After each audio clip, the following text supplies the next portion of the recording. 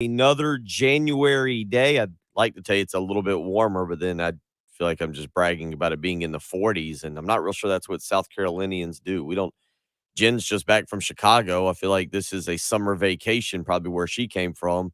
When you come back and now it's this morning. At least the car thermometer was low 40s, and I actually felt better about that.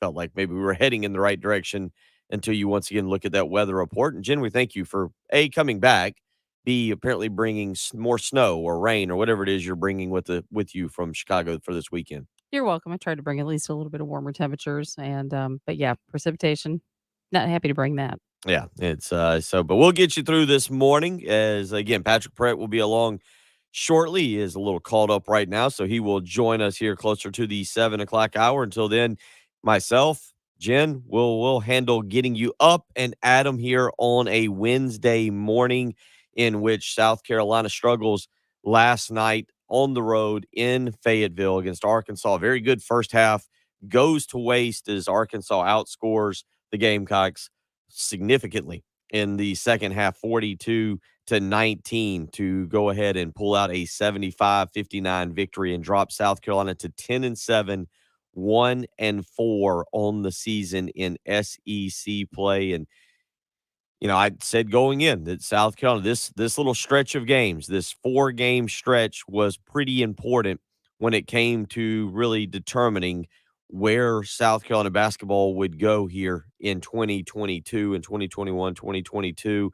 They lose the first one at home to Florida 71-63. They now drop another one 75-59, and that's now 3 straight games where South Carolina cannot get above the 65-point mark and has struggled at times. Just 46 points against Tennessee, 63 against Florida, and 59 against Arkansas. And we'll see where they'll go. If you want to weigh in on that this morning, couple ways you can do that. 803-404-6100. That's how you can join us if you want to do so. Cool Care Heating and Air text line, or you can join us via the Buford Lending live stream as always, and you can voice your opinion. You can actually call in if you'd like, 803-404-6100 on the Love Chevy phone lines as well. If you want to weigh in on anything you saw particular to South Carolina basketball last night, just not the first half performance is one that you'd all be proud of. Everybody'd say, okay, that's a little bit better. That's more of what we were expecting. Devin Carter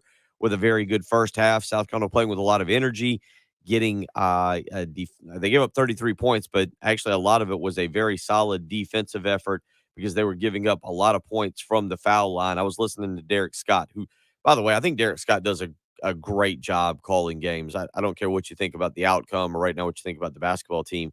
It's enjoyable to listen to Derek call games. I grew up listening to Bob Fulton, and I guess because of last night taking my son Austin to his basketball practice as I was doing it, and being able to listen just kind of took me back to being younger, listening to Bob Fulton on games. Never went out of my way on Saturdays to listen to the football games because even back then, a lot of times they'd be on television, and you could listen to you could catch it on the television. But listening last night, kudos to Derek and Casey Manning, man. They do a incredible job. But South Carolina in the first half, as Derek was talking about, still giving up a lot of fouls, a lot of free throws. Arkansas in the first half alone, just in the first half, took 17 foul shots and converted 15 of them. The score at halftime was 40-33. So 15 of Arkansas's 33 points coming from the foul line. Arkansas was just 9 of 29 from the field. It was the Gamecocks were doing their job defensively and offensively. It looked like they might have found their stride in the first half last night. 14 of 32. They were 44% from the field. They even shot 10 free throws of their own.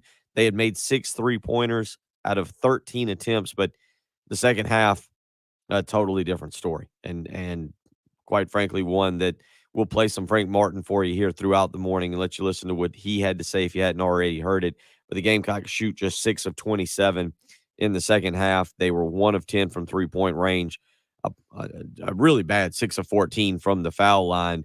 And Arkansas opens the second half on an 18-1 run that blows the game wide open. It goes from a 7-point Gamecock lead all the way out to a 10-point Arkansas lead, and it was just not something that the Gamecocks were able to claw back and fight and get into the game. They continue to play hard, but it doesn't matter. They fall 75-59. And right now, with winnable games over the next two, Georgia and Vanderbilt, you still wonder where mentally this team is at now, having dropped three of the last four, and really some of them in pretty ugly fashion, 15 points, 20 points, and last night a 16-point loss, three of the last four losses coming by double digits. So we'll talk about that this morning. If you want to weigh in again, 803-404-6100 is how you can do that. Again, you can also join us as always on the Buford Lending live stream. DC, Jerry, Anthony, Lee, Decor, Michael, all already up and Adam this morning. And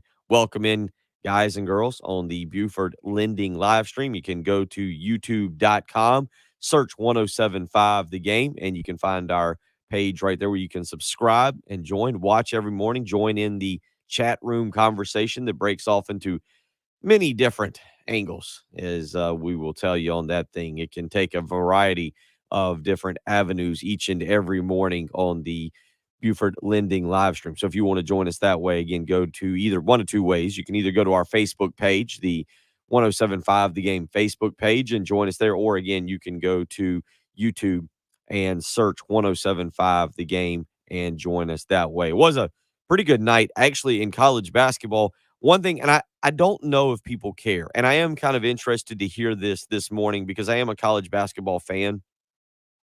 It was another pretty good night of college basketball. Duke, another top 10 team, loses on the road. You go back to the weekend and what I was talking about with Baylor losing, with Michigan State losing, multiple other teams. I was trying to think there was one other top 10 team that lost over the weekend.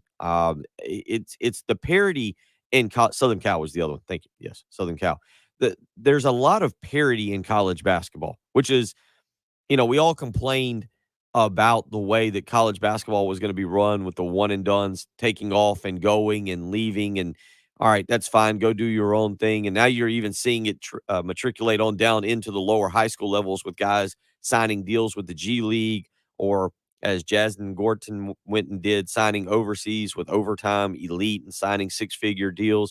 It's kind of interesting because, quite honestly, if you're not paying attention, college basketball is about as entertaining as it gets. Now, whether you want to complain about the product, the quality of it, I think the quality is perfectly fine. I stayed up. I don't know why, but I stayed up last night for Duke and Florida State. It was a 9 o'clock tip-off time. It was down in Tallahassee. Florida State's very good at home. I enjoy watching Duke, and it was a really entertaining game. Florida State last night pulls it out in overtime by 1 point. And some of you may not care. You may not have any interest in college basketball if your team's not doing well. It's not like football where you show any type of interest. I saw plenty of tweets last night that were already counting down the days to first pitch at Founders Park. And I do understand that. College basketball has been a different sport for the better part of 20 years. At times it's been hard to fully invest in and to get to know names and get to know people. But really, it's from a quality standpoint, from an entertaining, from having parity, from having, going into March Madness at some point over the next few months. I don't know if some point a team is going to step forward and show a dominance like what we see from Georgia and Alabama in football, where you go, yeah, that's definitely who we're going to see in the national championship game. So one question I have in there, along with South Carolina basketball this morning, 803-404-6100, is do you really have interest in college basketball? Like I've not that I've been surprised, but I think the NFL playoffs have been very, very entertaining. And I think some people have been quite thrilled with what they've seen from the NFL over the last few weeks and how things have kind of played out. And quite frankly, it's going to be another interesting weekend in terms of the divisional playoffs. And we'll talk more about that this morning and some of the things that are taking place in the NFL as Patrick will join us again closer to the 7 o'clock hour. So just some of the things we start with today, because, last night was certainly a difficult game. South Carolina right now just not being very competitive. A solid first half. Again, they go to the halftime with a 40-33 lead, but Arkansas comes out. Eric Musselman makes the proper adjustments, and the Razorbacks come out with a lot of energy. They come out ready to go, and it's an 18-1 run. And again, just some of the stats from last night. Devin Carter getting his first start, and looked pretty good playing the point guard position. About as good as you could ask, I reckon. The downside to his night, he had 6 turnovers, so that doesn't really solve the problem South Carolina has had with the point guard position and turning the ball over. But 20 points, 6 of 14 shooting, 3 of 5 from three-point range, and 5 of 10 from the foul line. After that, it was James Reese providing 10 points for the Gamecocks on 33 minutes, 3 of 9 from the field. Did not have a turnover, which was nice to see. 3 assists from James Reese, 3 of 7 from three-point range, and he provides 10 points. Next highest scorer, Josh Gray, put forth his best effort last night in 19 minutes of action, 8 points, 11 rebounds, and he played kind of like the guy, and again, he's a young player, but he kind of like the guy you thought maybe South Carolina would be getting. He was an enforcer on the interior. Again, 11 rebounds, came in and really did some good things, but South Carolina doesn't get much from Keyshawn Bryant. Again, 21 minutes, 5 points scored last night, just 2 rebounds, 2 of 5 shooting. Jermaine Cousinard doesn't even play. So we'll hear a little bit about that again later on as we go through the morning, get some Frank Martin audio for you. But again, South Carolina 75-59 last night. And again, just some of the stats from the final stats from the game. The Gamecocks 20 of 59 from the field, 34%. They were 7 of 23 from three-point range, 30%. And, again, a very ugly statistic, 12 of 24 from the foul line last night, 50% as well. And when you look at those foul shots, normally you'd say, all right, well, a lot of them came from post players, 5 of 10 from Devin Carter. And if he's your point guard, if he's your guard, whatever you want to label him as, he's got to be better. Josh Gray, this is about where you'd say, yeah, okay, that makes sense. 0 of 4. You'd like him to be better, but he's going to have to work on that and get better as a foul shooter as a big guy, but 12 of 24 from the foul line. On the flip side of things, Arkansas, 24 of 59 after a rough first half. They got it going, shot 50% in the second half. If you were looking for a silver lining last night, I guess, South Carolina broke a ridiculous string of games that Arkansas had connecting on a three-pointer. It was over 1,000 games. Arkansas shoots 0 of 11 from three-point range last night as their string, I think it was like 1,082 games, something ridiculous. Since 1991, I know was the actual, 1,092 games. I said 1,082. It was 1,092. It was the first time Arkansas had not made a three-pointer since January 7th of 1989, which absolutely ridiculous stat there for the Razorbacks. I guess that's a silver lining. I guess you hold on to that and say, hey, good job. But Arkansas last night, 0 of 11 from three-point range. Didn't need them. They were 27 of 33 from the foul line, 27 points from the foul line. And again, when you talk about a 16-point loss, South Carolina makes 12 free throws and shoots 24. Arkansas makes 27 free throws and shoots 33, a 15-point difference. Not all the reason South Carolina lost, but certainly a major part of it. So if you want to get in on that this morning, certainly understand 803-404-6100. Ray, not a fan of basketball as a whole, says Brad Brunell, not very good. I think the point about this is like, where is college basketball in the hierarchy of sports? I am a college basketball fan. I thoroughly enjoyed last night Duke and Florida State. It was a great environment to watch and very entertaining. Not sure how other people feel as it comes to college basketball as a whole. Are you just a March Madness fan, or is it something this time of the year that you can get into during the week? Richard weighing in on the Cool Care Heating and Air text line. Clemson just looks lost and tired. Excuse me. Gamecocks just look lost and tired. Changes will have to be made at the coaching level. Never seen a team that doesn't look like it enjoys playing the game. And David weighing in on the Cool Care Heating and Air text line. Go back the last 5 years. Terrible shooting and foul shooting. So again, a lot of you weighing in this morning as you want to certainly get your opinion out there, and just kind of interested to hear. Obviously, we all see it. 3 losses in the last 4 games by double digits by the Gamecocks last night. You get a decent performance in the first half, but you get a bad performance in the second half, and it leads to now a third loss in the last 4 games there by double digits, or 3 in the last 4 losses by double digits, 75-59 on the road in Fayetteville. South Carolina will be back home on Saturday against Georgia at 3:30. So 803-404-6100. Again, plenty to get into this morning. You can always hop in again on that Buford Lending live stream if you like to. Carlton, Cyburn, Trey, MJ, all getting in and plenty to talk about this morning. Again, we'll get into some NFL as well and a little college football. Plenty happening as we continue to move through the offseason and talk a little bit about the spring game, the potential for a night spring game and what you think about that. So, again, a lot to get into today. You're listening to the early game on 107.5 The Game. This is South Carolina head women's basketball coach Dawn Staley, and you're listening to the home of the Gamecocks, WNKT FM, Eastover, Columbia, 107.5 The Game. Sponsored by Immunotech Biocenters. Did you know blood plasma collected by Immunotech Biocenters is used for several life-saving therapies? And all right, Patrick will be along here in just a short while. He was running behind this morning.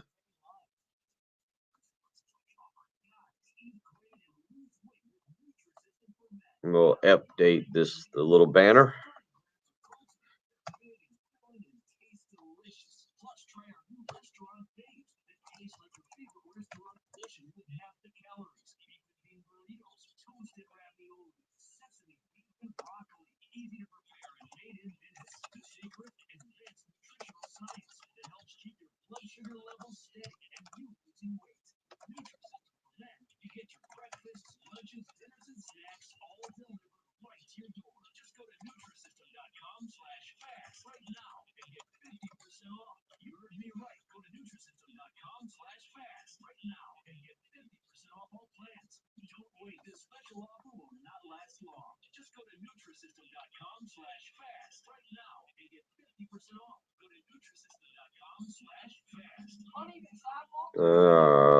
There we go.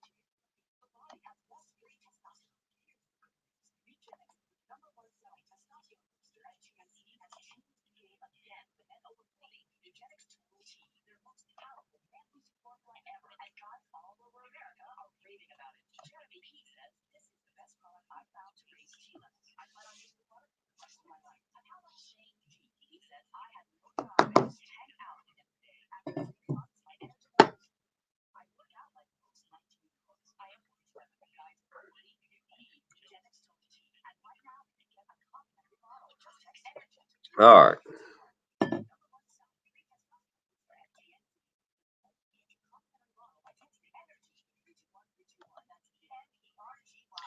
Nope. Patrick will be along. He was running a little bit behind. So I'm not a huge baseball fan, DC. Baseball just I'll watch a little bit of it. Baseball and golf. Golf's probably a little bit ahead of baseball. Baseball and golf are like my mid-afternoon stuff. I'll get into baseball come playoff time. Watch a little bit of that. I'll watch Carolina baseball because we'll talk about it a little bit. See, the college basketball, those last night was enjoyable. I don't know what games are tonight. Of course, Monday, Tuesday, and Wednesday right now. And I know he'll probably hop on in a little while before he does his e-learning. But Monday and Wednesday right now we got soccer from 5:30 to 7, and Tuesday is basketball from 7:45 to 8:45, which I will be happy when that is over. There is nothing harder than coming home, eating dinner, relaxing on the couch for a little while, than having to get up at 7:15, like having to get back up at 7:15 p.m. and go to a basketball practice. Get all comfy, laying on the couch. I was watching Hotel Transylvania 3. And then you got to go to basketball practice. Makes it a lot more difficult. It's the life of a parent. I'm sure plenty of y'all know about that. But yeah, tonight, what do we got tonight here?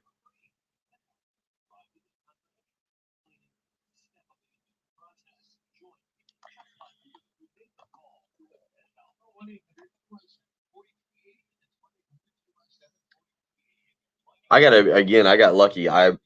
We had Austin's basketball practice, so I totally missed the second half. When I cut the radio back on, it was a blowout.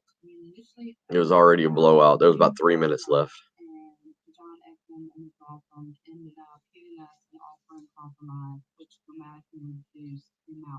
I would personally recommend Ekman Law Firm. They did an excellent job for us, and if this is a concern that you're facing, you're definitely people you should call. It's great to know we have changed people's lives for the better. Oh, Robin, we're full go.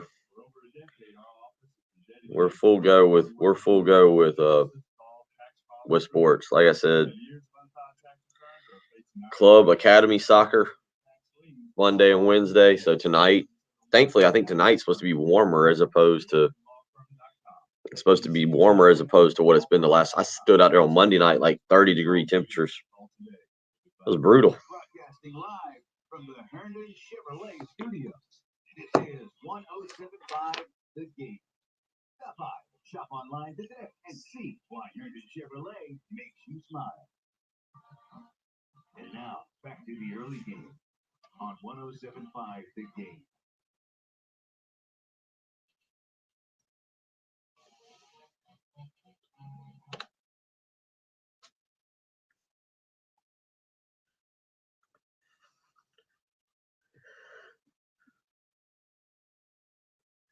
That start to the second half had me wanting to put a brick through my TV, something like 4 turnovers and 5 possessions, maybe worse. That coming from Craig on our Buford Lending live stream, where you can join in the conversation. Robin, Michael, Craig, RL, Carlton. Again, a lot of people up and at 'em, and we all welcome each and every one of you on the Buford Lending live stream this morning. Again, you can go to the youtube.com website, search 1075 The Game.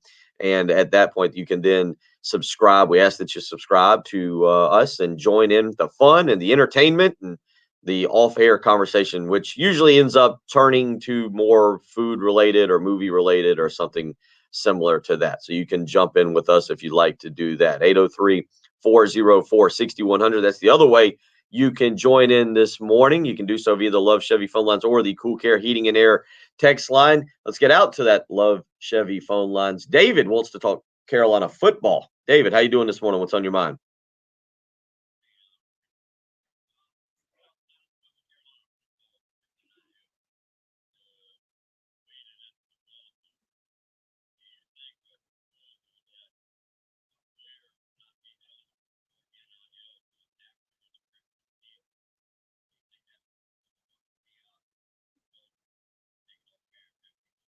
Appreciate it. I guess he's asking, what you're asking there is, would that help? Like, if, because that's not going to happen. I understand where you're going with that, but it's not going to happen. You're going to see this thing. I was reading the other day. I think it was Saturday Down South, and it was in an editorial column just about where college football is heading. I believe it was Saturday Down South, but the bottom line basically was what you're going to see in 2025 is these television deals that come back around, especially for the SEC. The SEC is going to be the monster television deal that comes out with ABC, with ESPN, potentially whatever CBS if they want to get involved, anybody else. But the Big Ten will certainly have a monstrous television deal again. And then we'll see where the other conferences fall, whether it be the Big 12, the ACC, or the Pac-12.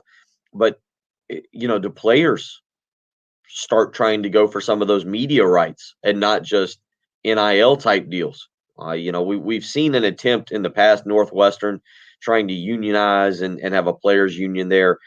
There's going to be a lot of money on the table. The college football playoff much to whatever the ACC does not want. The college football playoff will expand at some point. There's just too much money now that's being left on the table. And, I'm all for college football playoff expansion. I'm all for it just because of its more meaningful games. Look, not all of the playoff games this weekend in the NFL were that entertaining, right? Buffalo and New England was only entertaining because of the weather, and if you're watching it from the comforts of your home, I don't know how entertaining that lasts. It may be 10 minutes, maybe 15 minutes to go, oh boy, those fans look cold, and then to be able to see kind of what's happening. But once you realize Buffalo was in full control, I don't know how entertained you were by that. The Rams and the Cardinals, not exactly an entertaining game. I think I cut that thing off pretty quickly there as it was 14-0, and you could see the direction that ball game was heading.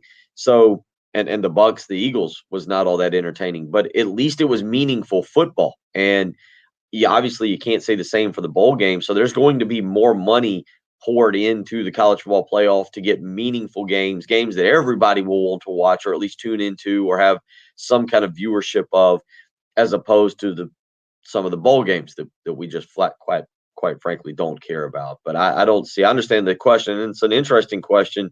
If you made a player go through his freshman year, maybe that changes how recruiting goes.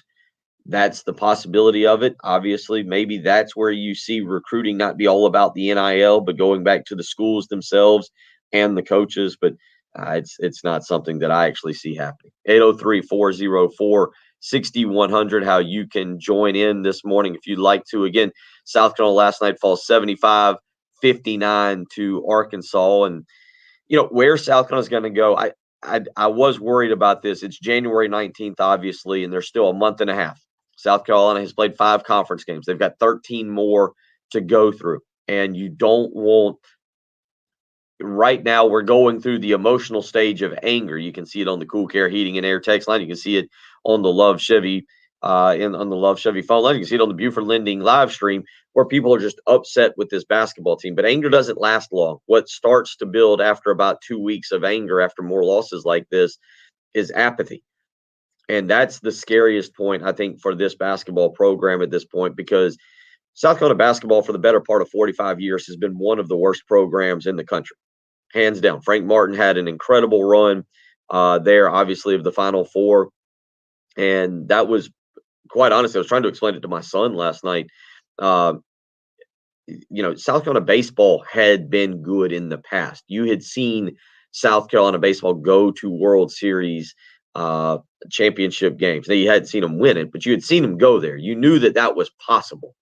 You knew that getting to a college world, not just getting to a college World Series, but getting to a championship game was possible. You'd seen it. You'd seen some success from South Carolina in football. You'd seen some levels, not to the extent that we saw with Steve Spurrier in the 3 straight 11-win seasons, but there had been a season here, a 9-win season there, an 8-win season there, 2 Outback Bowl victories with Holtz. You'd seen the 10-win season with Joe Morrison. You'd kind of seen that. You'd never, and I don't know if you ever will again see the Final Four-esque run. And that's where Frank Martin's going to always be, should be near and dear to people's heart around here. And that doesn't really help right now. And I'm not saying that that's something that gives you a lifetime contract, but South Carolina basketball for the better part of 45 years has without a doubt been one of the worst programs in all of college basketball. And so apathy has been there for some period. That's where I'm going with that. Apathy, and look, I've saw it in the Dave Odom era, where at the end, people just mentally checked out. There was the game against, I can't remember whomever, where Dave Odom was booed during the player introductions. The Darren Horn era, obviously at the end, I saw some of the smallest crowds I had ever seen in my life at Colonial Life Arena, where you had maybe 2,000 people in the arena there at the end of the Darren Horn era. Apathy in South Carolina basketball at times have gone hand in hand. Right now, people are still, I think, despite what I get on most of the message here on the Cool Care Heating and Air text line, there's still an interest level. I think there will still be 6,000-7,000 there, which isn't a great crowd, but there'll still be 6,000, 8,000 there this weekend against Georgia. It's when you start to see it go below that. And that anger, when it subsides and you just flat move on. And some of you are doing it already. And again, I totally understand. But the bottom line is you've got people right now who are at least still angry about it. You're weighing in now. Gamecock Will saying the best thing about the basketball team is there's 30 days till first pitch. Anonymous texter can't recruit screaming in players' faces. Newberry Chris can't ride the Final Four forever. There's people that still have an opinion and that are weighing in. And so there isn't apathy just yet. But unfortunately, it could be coming. And that's the scary part. And we'll have to see what happens over the next few weeks and then where your emotions take you, because it's when you completely check out, when you have no interest in sending in a text message, or you just flip the channel, or you move on. Right now, you still want to weigh in. You want your opinion to be heard. You're angry about it. You don't like the product you're seeing. And at that point, South Carolina basketball still has a chance. It's when that apathy sets in, and you've all seen it. We've all seen it with the end of the Dave Odom era, with the Darren Horn era, when just there was no anger. You weren't going to allow yourself to get angry over something that was that product. So we'll see where this continues to go for South Carolina and what they're doing. 803-404-6100. Back out to the Love Chevrolet phone lines. Rich wants to weigh in on South Carolina basketball. Good morning. How you doing? What's on your mind? Doing good.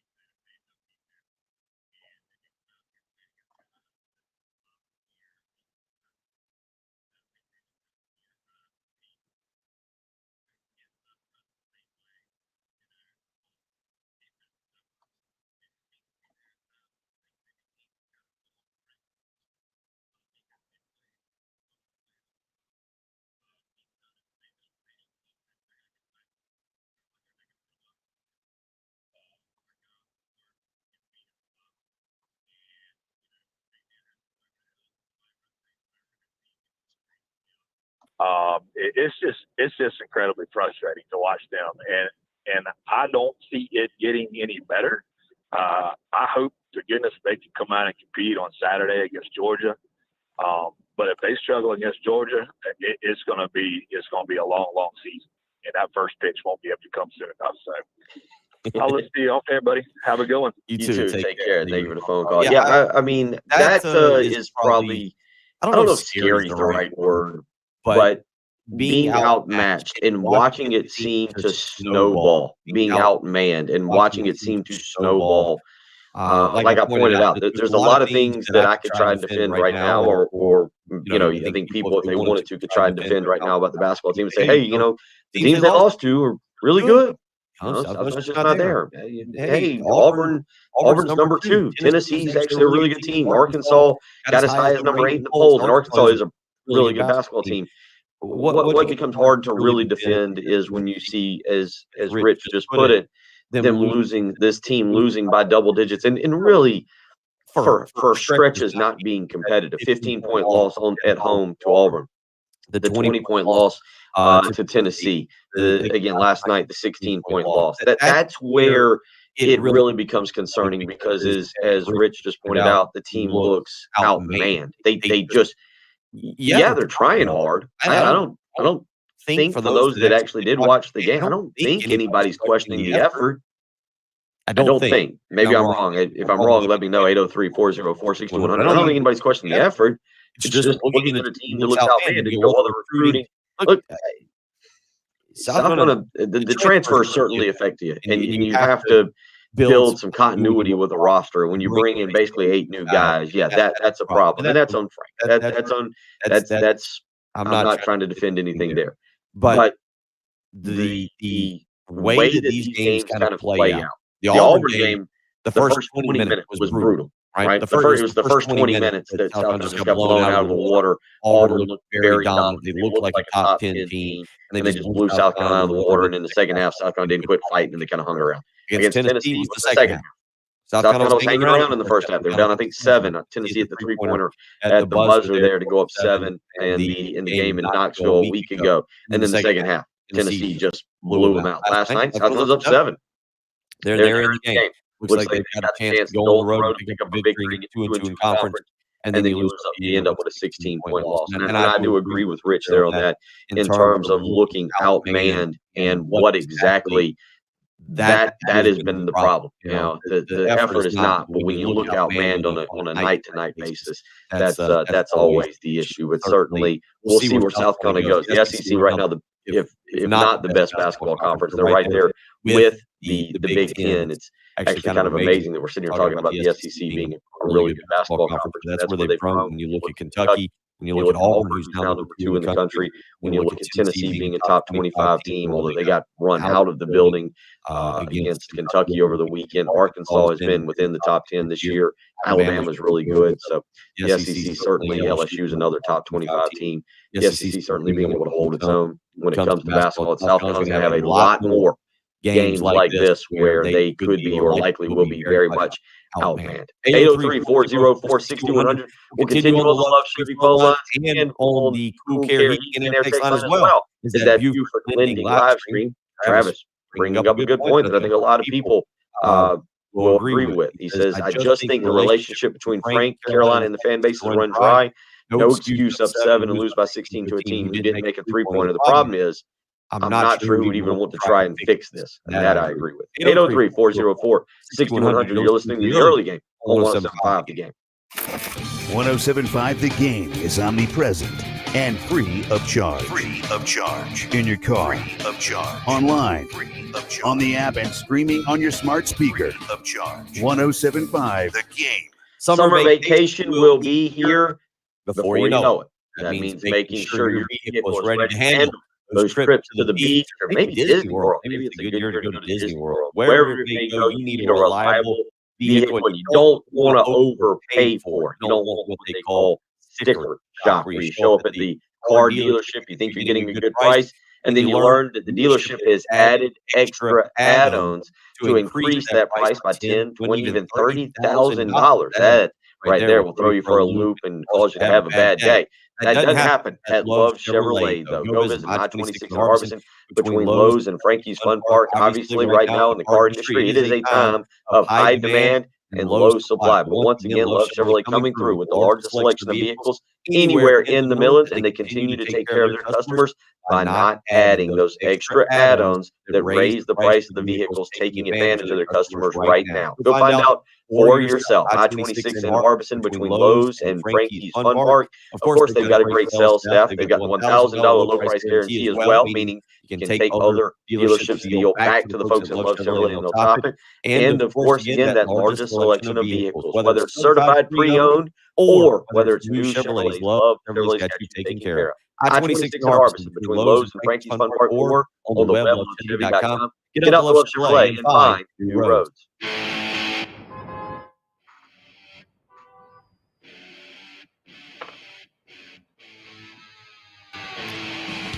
From the Shepherd's Glass Traffic Center, Shepherd's Glass, a true reflection of quality. shepherdsglass.com. We do have a report of an accident, Leisure Lane at. So I got to remember, this is where Patrick's so good. When I go off of the live stream, I have to, just like that, so that there is no echo, because otherwise I'm talking and the thing's talking. So this is where having the show engineer, and Patrick's not our show engineer. He's, yeah, like Kyle said, good luck, Kyle. Get out there and go to work. It's not as cold, but yep.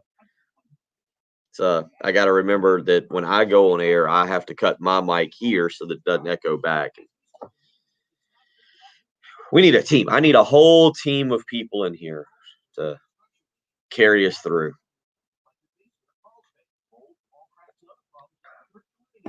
Jen's back. I'm sure she'll, yep, Jen will hop back on.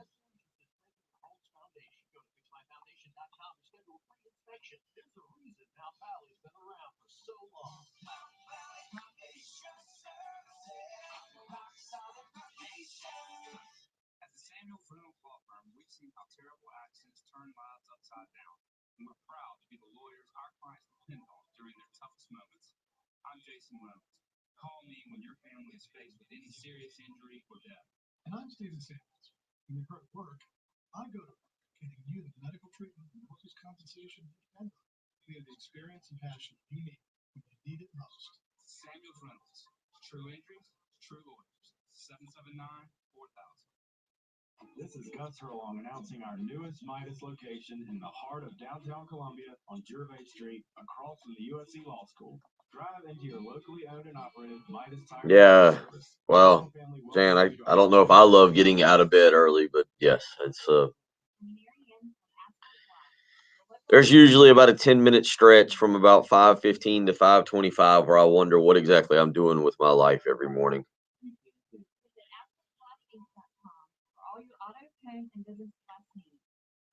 But we get through it. I actually, like I said, it didn't help that last night I thought it would be a good idea to stay up and keep watching that Florida State Duke game that went to overtime.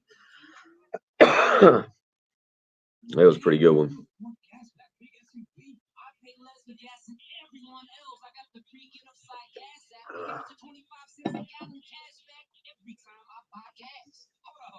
You get up to 25 cents off a gallon with the free Get Upside gas app. While I'm paying full price, you know it. People earned over $1 million last year. You just got to take a picture of your gas receipt and bam, up to 25 cents a gallon cash back.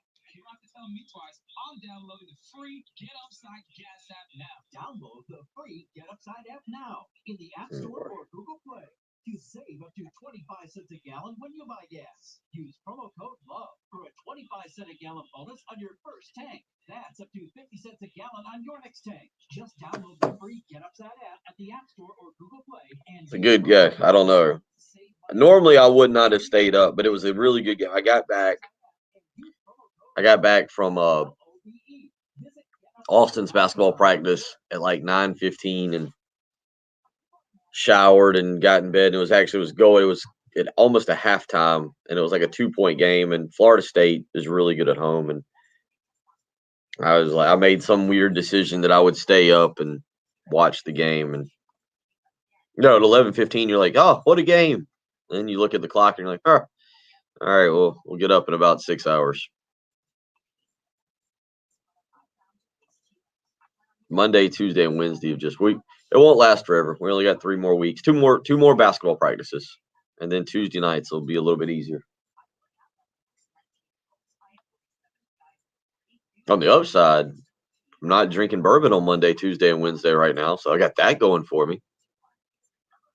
We're saving money on bourbon. I'm not having to go to the store every Thursday.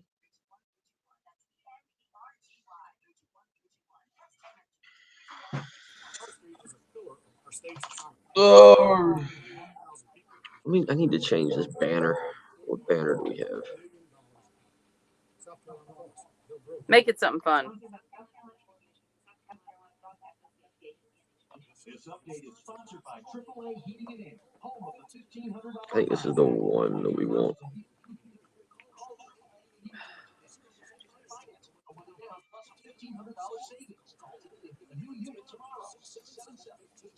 Oh, we had a banner that worked properly. Broadcasting live from the Herndon Chevrolet Studios. This is 1075 The Game. Stop by, shop online today, and see why Herndon Chevrolet makes you smile.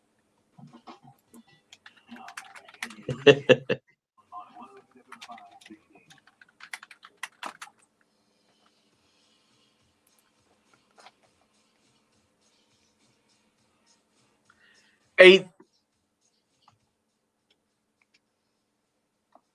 Did you want me to turn your mic on? 803-404-6100. No, I got to make sure, Jen.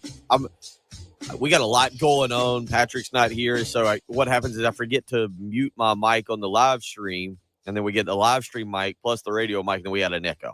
So I was doing. And then I didn't have your mic on to start with, so you weren't going anywhere. You actually made It's a mistake. me. Yeah. All Let's right. just blame me. Jen's back. Patrick will be back around here in just a little while.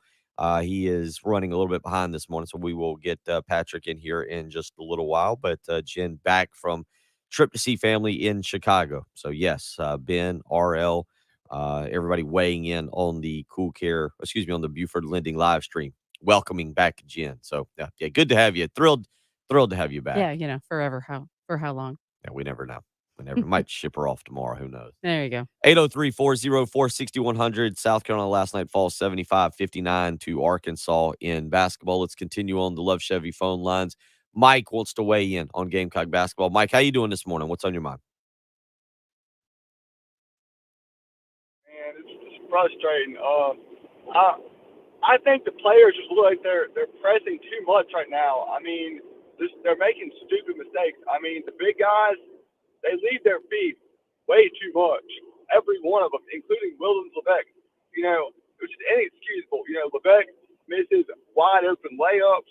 And what is Brandon Martin doing shooting a 3-pointer? Somebody please tell him to get inside. They're just making horrible mistakes.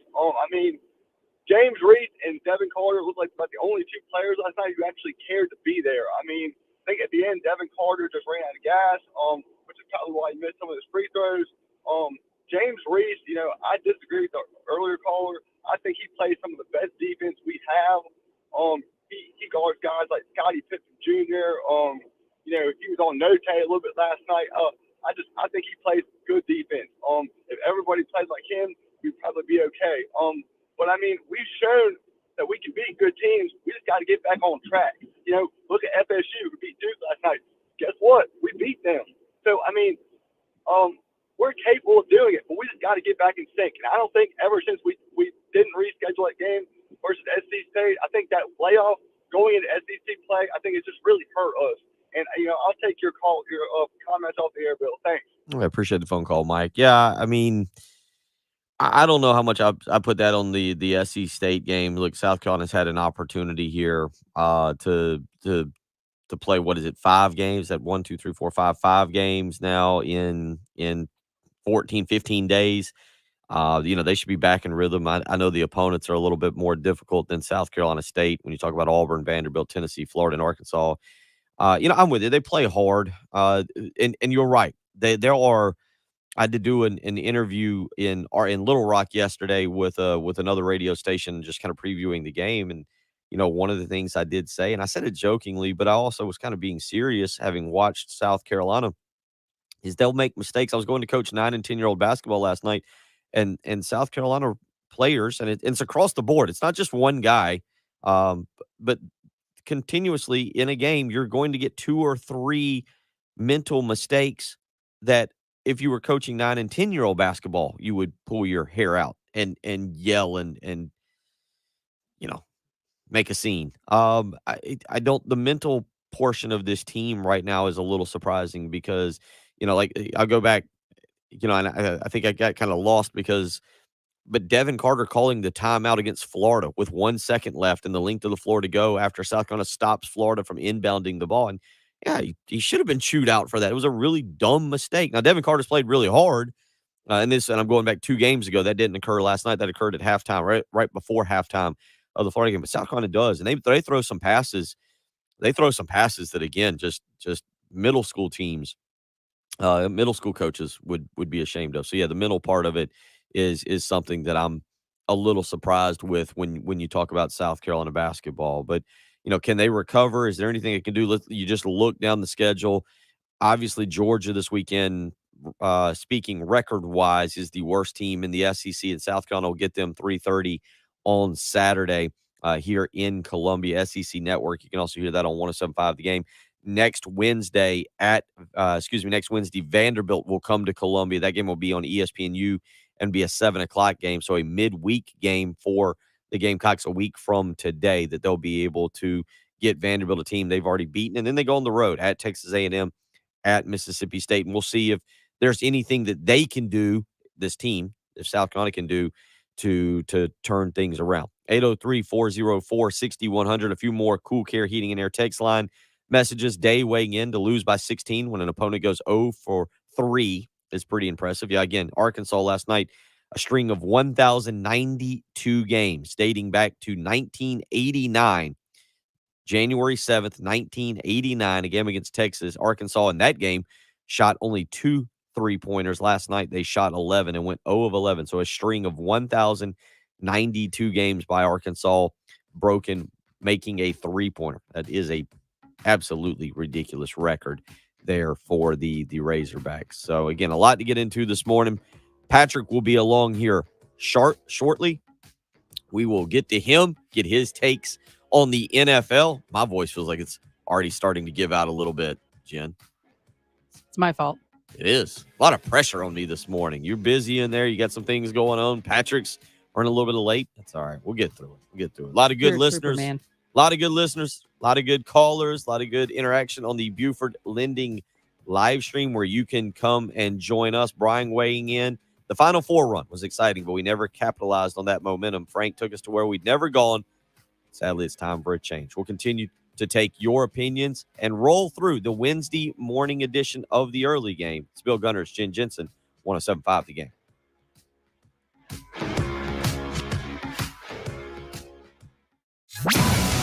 The home of the Gamecocks. 107.5 The Game.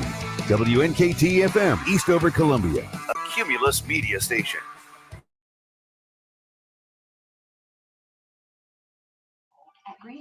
All right, I'll be right back. I gotta talk to Jennifer for a second.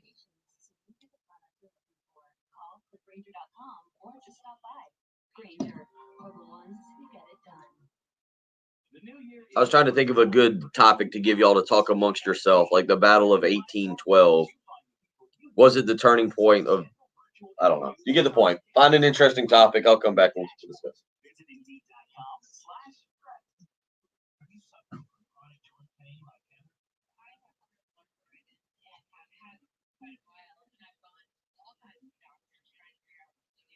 Everybody just said surgery. The rehab, and I didn't want to do that. Had to discover QC Kinetics, local medical professionals who specialize in natural biologic treatments, non-invasive solutions designed to repair and restore damaged tissue in your joints. She absolutely loves the results. I like to tell anybody that there are options that end up steroid. You owe it to yourself to find out about genetics and find out what they. No surgery, no drugs, no downtime. Discover QC Kinetics and learn more about natural biologic treatments with lasting results. Call QC Kinetics. 803-281-6860. That's 803-281-6860. Don't wait. Call today. QC Kinetics. 803-281-6860. You may be into punk rock, soft rock, or classic rock, R&B, hip-hop, or house, country, techno, or techno country. But no matter what kind of music you listen to, here's something else you should hear. Please consider getting vaccinated.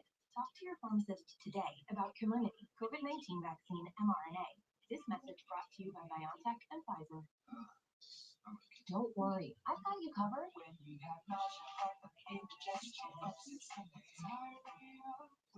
It's Pepto-Bismol chews. Pepto-Bismol in a chew?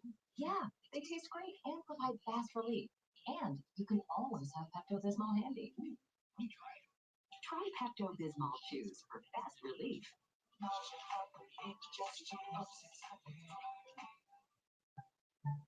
Use as directed. Keep out of reach of children. For the safety of students, families, and teachers, schools across our country are closing. School closures can have significant and lasting consequences, particularly for vulnerable students. students who may face hunger, homelessness, and even trauma. That's where our organization, Communities in Schools, can help. For years, we've had caring adults inside schools helping these students stay in school. Now, we are taking our work beyond the school walls. Our caring adults are delivering meals, providing household supplies, connecting kids with online classrooms, and using technology to maintain the one-on-one relationships we know can transform the lives of students and their families. Communities in Schools, going wherever we are needed, doing whatever it takes to empower students to succeed in school and in life. To see how you can help kids succeed, visit communitiesinschools.org. Okay, men, this is your time. Maybe you didn't choose this, but you're here now. You're gonna go out there and be an all-star caregiver. It's up to you. So what are you gonna do? You gotta go grocery shopping, cook, clean, either emotionally and physically. You gotta dig deeper. Drive boots this way. Doctor's appointments this way. Don't forget about the pharmacy. No, you won't. Because that's what caregivers do. Don't give up. Don't ever give up. This is your time to show the world, your family, and yourself that you're tougher than tough. Go out there and be the best caregiver this world has ever seen. Caregiving is tougher than tough. Find the care guides you need at aarc.org/care. Public service announcement brought to you by Gamecocks.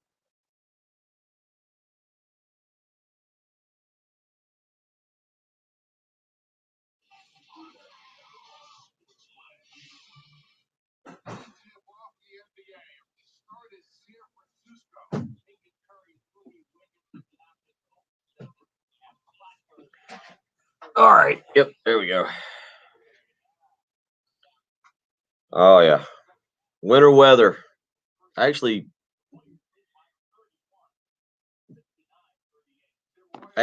gonna try and get the boat out of the water today to avoid this storm this weekend on the lake. Did I ever?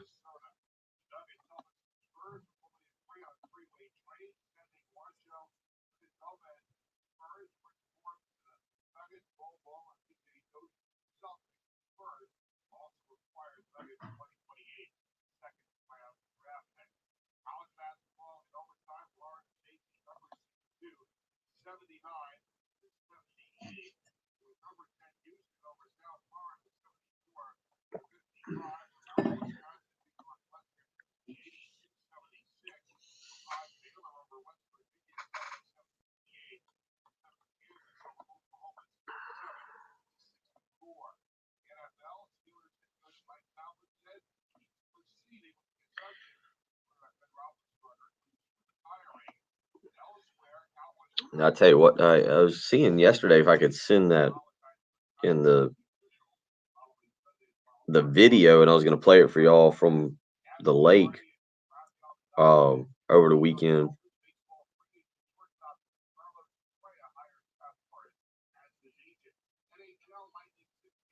Let me see if I can send it and then upload it. That would actually be kind of interesting. See if I can learn to do this here.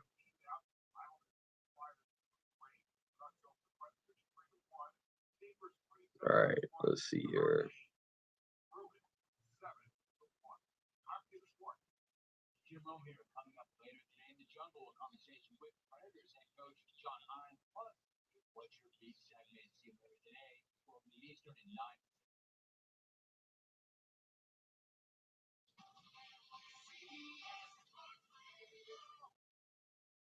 We'll see if that goes through. And then I do want to see if I can put a video on the we can start putting videos on the live stream.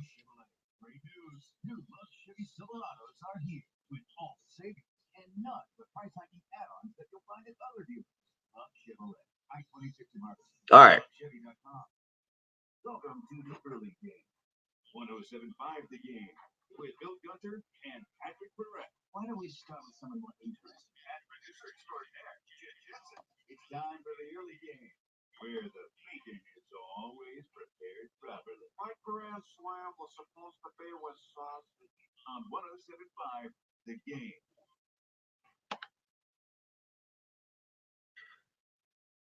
7:03 on a Wednesday morning.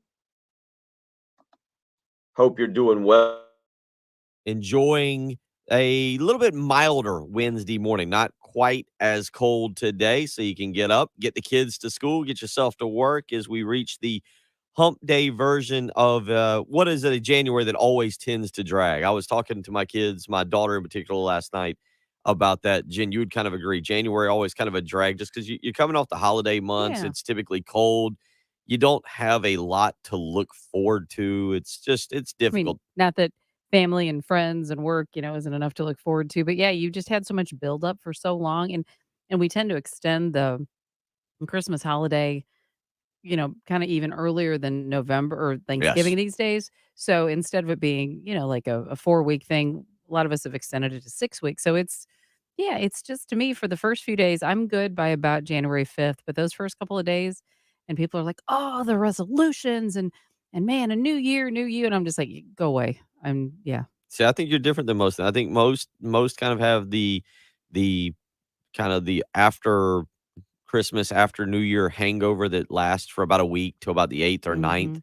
where you're like all into the new year. All right, change and Yeah. resolution and gym and diet and exercise, more reading, more sleep. And then about the 10th, you're like, man, it's cold outside. And See, I'll kinda start ramping up to it now, like, now that I got through my little, 1st of January blues, now I'm like, "Okay, let me focus on what's coming up," but it's just not that first push that everybody else has. no, I think Marketing people probably don't like me. I think you're on the flip side. I really think you're on the flip side. I think as people get to about January 15th, all of a sudden that that man, this working out thing and the losing weight that I said that I was gonna do, that's not fun. Going to the gym and sweating and man, the diet. You mean I can't have Oreos and donuts? No, I don't like that. And then you go outside and Well, you you know it's can, you just have to balance it with protein, right? Isn't that how they what they say? I don't know how they I don't I don't Justified. know, but yeah, it's no, I think it's about this time of the month that everybody starts to get a little cranky with each other. The weather is cold and we got some potential winter weather coming this weekend, some ice, Craziness. maybe some snow. I think Daniel Bonds has kept up a running account of we're well into a lot of days. I think it's been like 6 years since the Midlands had like legitimate snow. Oh, okay. So you're ready. Like, I forget there's a barometer he uses of like a half an inch, I think, or a quarter of an inch. I think he'd have to put it back on Twitter where he puts it up there and certainly, it's been a while for the Midlands itself. I Mhm. saw some pictures of Greenville yesterday, and it looked like they got a lot of snow. So if you're Oh, listening there's in the still ice Greenville on area, some of the trees and stuff? yeah, if you're Yeah. listening up there, hopefully you enjoyed the snow, but you're being safe, Yeah. out and about. So, yep, the mid-January, January 19th, 7:06 on a Wednesday morning. Jeff up and at it with us, and Robin as well. Jeff saying, love Frank, but it's time. Robin going my kind of direction, getting her Dunkin' Donuts fix on this morning before she teaches up our young students out there. So, yeah, anybody else wanting to join us, you can do so multiple ways. 803-404-6100. That's how you can do so on the Cool Care Heating and Air text line or on the Love Chevy phone lines. You can also hit us up via the Buford Lending live stream. Alan going, this is how other people, again, you got to find something to look forward to. He said, first pitch, 4 weeks and 2 days. Yes, South Carolina, UNC, Greensboro there at Founders Parks. The rankings for D1 baseball coming out, I believe, over the weekend. I did see them. I'm not 100% sure exactly when they came out, but I know it was in the last few days. The D1 preseason top 25 was actually put out yesterday. I saw it all over Twitter, but I just wasn't sure what day it was. Texas, number 1. South Carolina will get them early in the season. Arkansas, number 2. Vanderbilt, number 3. Mississippi State, number 4. Mississippi, number 5. The SEC with 4 of the top 5 teams in the D1baseball.com preseason top 25. LSU and Florida also in the top 10. LSU at number 8, Florida at number 9 in that preseason top 25. Georgia checks in at 16, Tennessee at 19, and that's pretty much it for the SEC. So no South Carolina in the D1 preseason top 25. We'll see how their season goes. Obviously, another big season for Mark Kingston for the baseball team, but expectations, I don't think right now that high for them. And again, you look at that schedule and what Mark Kingston and his baseball team will get here early on in the season when we just start talking about getting Clemson, which we know will be a big, big test early on in week 3. That'll be March 4th, March 5th, and March 6th. And that'll be followed up March 11th, March 12th, and March 13th with Texas. So back-to-back weekends, you'll get the Clemson Tigers, not ranked just yet, but then you'll get the Texas Longhorns, the current number 1 ranked team in the country. That'll be followed up with the first SEC series of the year, March 18th, 19th, and 20th, with a ranked Tennessee team. Then you get a top 5 Vanderbilt team. You get a bad Missouri team, a ranked Georgia team, a top 5 Ole Miss team. You get the point. It's going to be another very difficult season for the baseball program as they work their way through a very difficult SEC slate. 803-404-6100. That's how you can weigh in this morning if you'd like to do so. Again, you can go to youtube.com, search the early game or search 1075 The Game. We pretty much own this live stream, but it is under 1075 The Game. Search 1075 The Game. You can click and subscribe to the 1075 The Game YouTube page and join us each and every morning, as several people tend to do. They get up, have their own conversation. Winter weather was the topic while during the break. So if you want to do that, you can join us there as well. A little bit of college football talk in the previous hour about name, image, likeness, but also right now about the college football playoff. Interested to hear your opinion on the college football playoff and where we're kind of going with this, because a lot of you don't want to expand, and I'm completely against you on that. And I don't know whether I really do feel 8 would be the direction we should go to expand. I feel like that for some reason that number has been designated not enough, so they want to go to 12. But I think getting more just meaningful college football games, even if they're blowouts, because again, look at the NFL wild card weekend. It wasn't like you got 6 scintillating games. We got one really, really good one in San Francisco and Dallas. We got a pretty good one in Cincinnati and Las Vegas, and then the rest were meh. I mean, you had New England just absolutely get blown out of the water by Buffalo. You had Tampa Bay thump Philadelphia. Arizona and Los Angeles wasn't all that much fun to watch. So with all that being said, and really Kansas City, Pittsburgh wasn't either. The only reason I was in tune for that was because of Ben Roethlisberger and that likely being his last game. But the bottom line, hey, at least you got something that you were excited about and that it kept people interested in the college level. You're at least probably, I would assume, if you go to a 12-team playoff, you're going to keep players involved in the I say the bowl system, but I guess because you expand out to a 12-team playoff, you keep them involved in the college football playoff, and you do not have as many opt-outs. And some articles popping out over the weekend regarding the ACC being really the major roadblock to getting to a 12-team college football playoff. One of the reasons they used was players playing in too many games. Also cited just a few other reasons for why they don't expect or don't want to be part of expansion. We'll see where this goes. At the end of the day, we'll see where college football playoff expansion goes. It doesn't look like it's going to occur before 2025, but with the way money can talk, the way ESPN can have influence on college football, don't be surprised if we see this revisited again this summer, and it's something that goes back on the table between now and the end of this year. So if you want to weigh in on the college football playoff, 803-404-6100. Again, if you want to weigh in on last night's basketball game, and several of you doing that, anonymous texter weighing in, college basketball coach needs to be first offense and defense. Frank Martin's defense in mind, that's not working. And again, last night, South Carolina defensively for about a half, pretty sound. Again, a lot of fouls. That's something you can't really argue with. A lot of fouls last night from the Gamecocks because they gave up 17 first half free throws, but the game ended up being a lot different in the second half as South Carolina gets outscored 42-19. If you want to weigh in on that, again, 803-404-6100. So we'll get into more of that. Talk a little about the NFL weekend that will be. Should be a lot of fun in the divisional playoffs. You're listening to the early game on 107.5 The Game. The early game coming up on 107.5 The Game. Sponsored by Mucinex 12 Hour. Did you know that doctors use Mucinex? That's right. Mucinex is the #1 OTC brand. You have Casey Cairo. Just do it at the end of the break. Then flu season upon us, why would you use?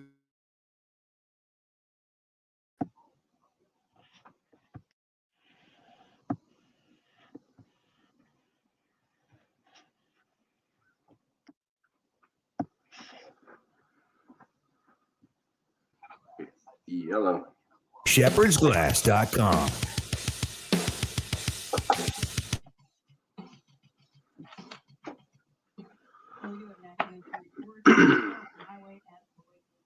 All right. See how this goes. And weather-wise, pretty nice. Very South Carolina. 63 for the high. All right.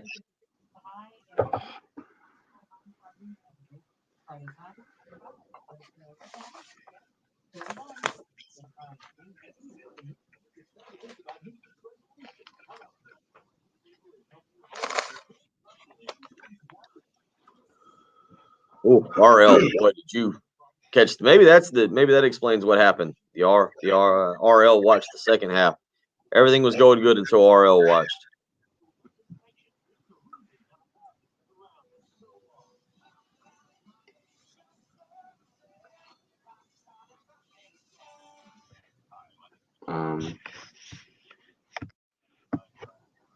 Hey, Jen, I'm on 7.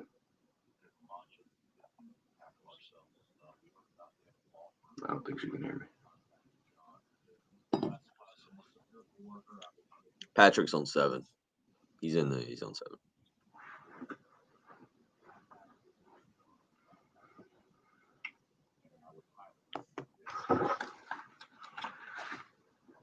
Hello. Hello. Yep. You got me? Cool.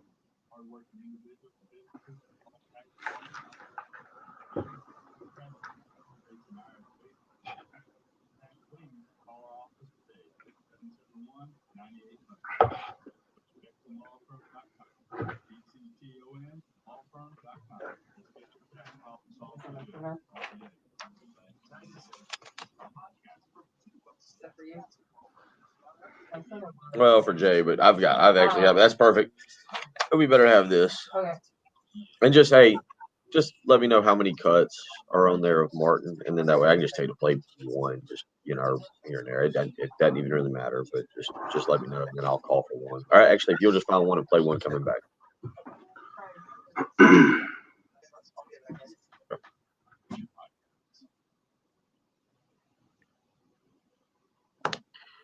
Probably not feeling all that well right now. Maybe the cold weather affecting your back, affecting your hips, affecting your joints. And if that's the case, it means it's time to go see the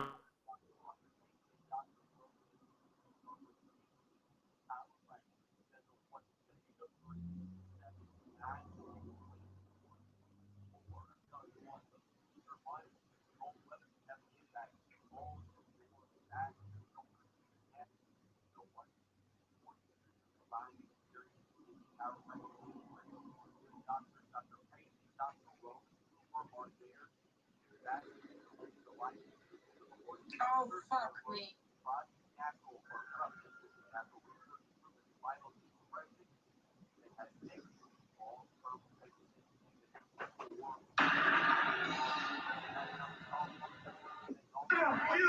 Come on, boys. It's bump time.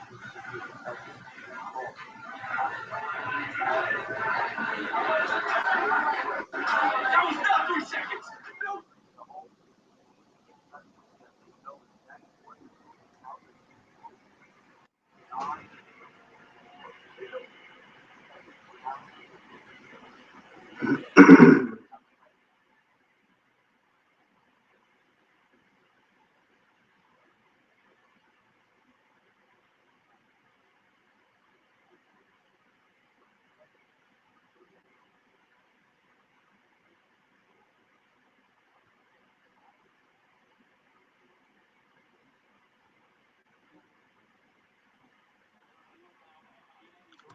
All right, yeah, we got Patrick in now, and he's there ready to give hot takes.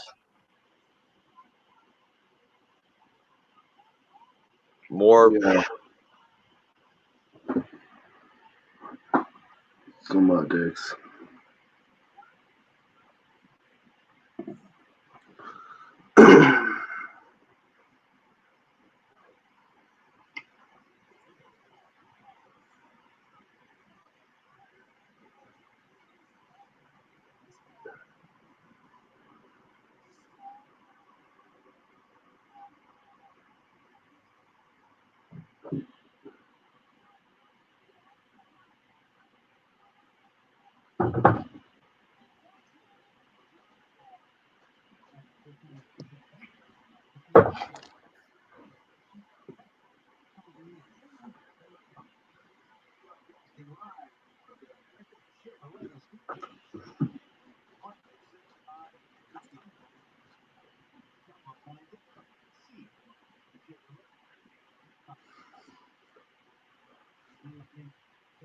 Take 107.5 The Game with you wherever you go. And now, back to the early game on 107.5 The Game.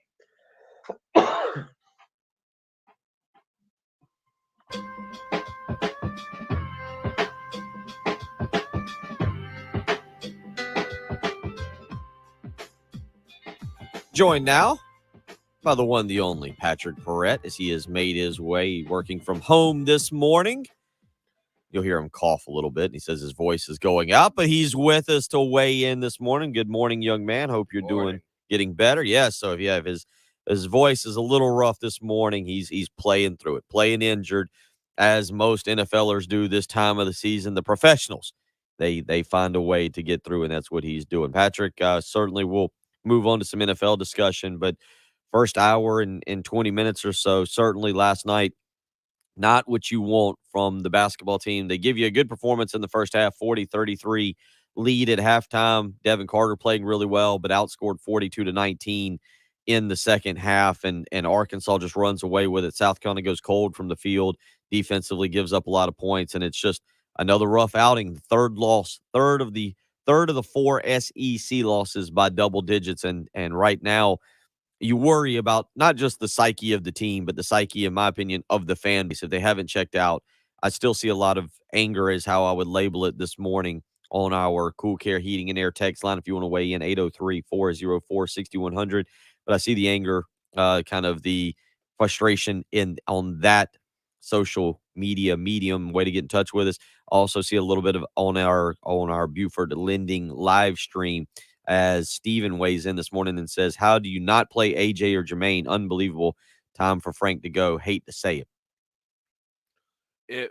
It was, yeah, I mean, it was a tale of two halves. I watched the entire first half, and I got about 10 to 15 minutes into the second half, and I mean, you could tell it was going to be a brutal start. I think it was, I even wrote it down, it was the 11:39 mark of the second half when South Carolina got their first bucket in the second half to stop an 18-1 run. In the first half, I thought they played well. I mean, they still weren't shooting the ball particularly great. I mean, James Reese was, and a lot of people were just airball. There were a lot of air balls yesterday too, but there was a lot going well in the first half. Devin Carter was playing great. He was super aggressive. He's going to turn the ball over from time to time, but he's young and he just does not care. Like, he will go to the rim no matter what. And maybe he could have gotten a couple of foul calls, and they could have knocked down a couple open looks, and it could have been even bigger of a lead, but it didn't matter at all. The second half performance was just so bad, and with two of supposedly your starting five not even playing in the game. I just saw Cousinard and AJ Wilson mentioned in the chat, and I don't know what you're even supposed to say about a game like that. Arkansas is a talented team. There's no doubt about that, but you played your best basketball in the first half and then just completely sleepwalked into the second. I don't know how you justify that performance.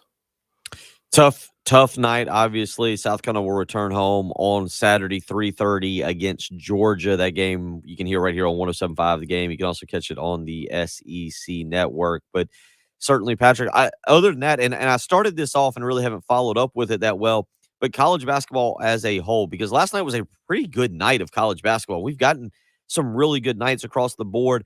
I don't know if people really care about the sport. I don't know if people have moved on from the regular season of college basketball because of what transpired really over a period of time, 10, 15 years with the one and dones. Obviously, it looks like there's been a lot of shady dealings in college football between athletic, footwear, Nike, Under Armour, Adidas, so forth and so on in colleges, and the driving of recruits to particular schools. But man, you go back. I stayed up. I came home from Austin's basketball practice. Florida State and Duke was on. It was a great environment down in Tallahassee. I stayed up for that. Kansas had a really good game last night against Oklahoma. They hit a 3-pointer late in the game that propelled them on to a victory. Kansas State goes on the road last night and upsets Texas. Wisconsin had a pretty good game against Northwestern. College basketball, I actually think, is a very entertaining sport to kind of make it big picture, not just about South Carolina. I understand people maybe only wanting to follow their team, but Patrick, you've talked about it. You grew up a Maryland fan. You like good basketball environments.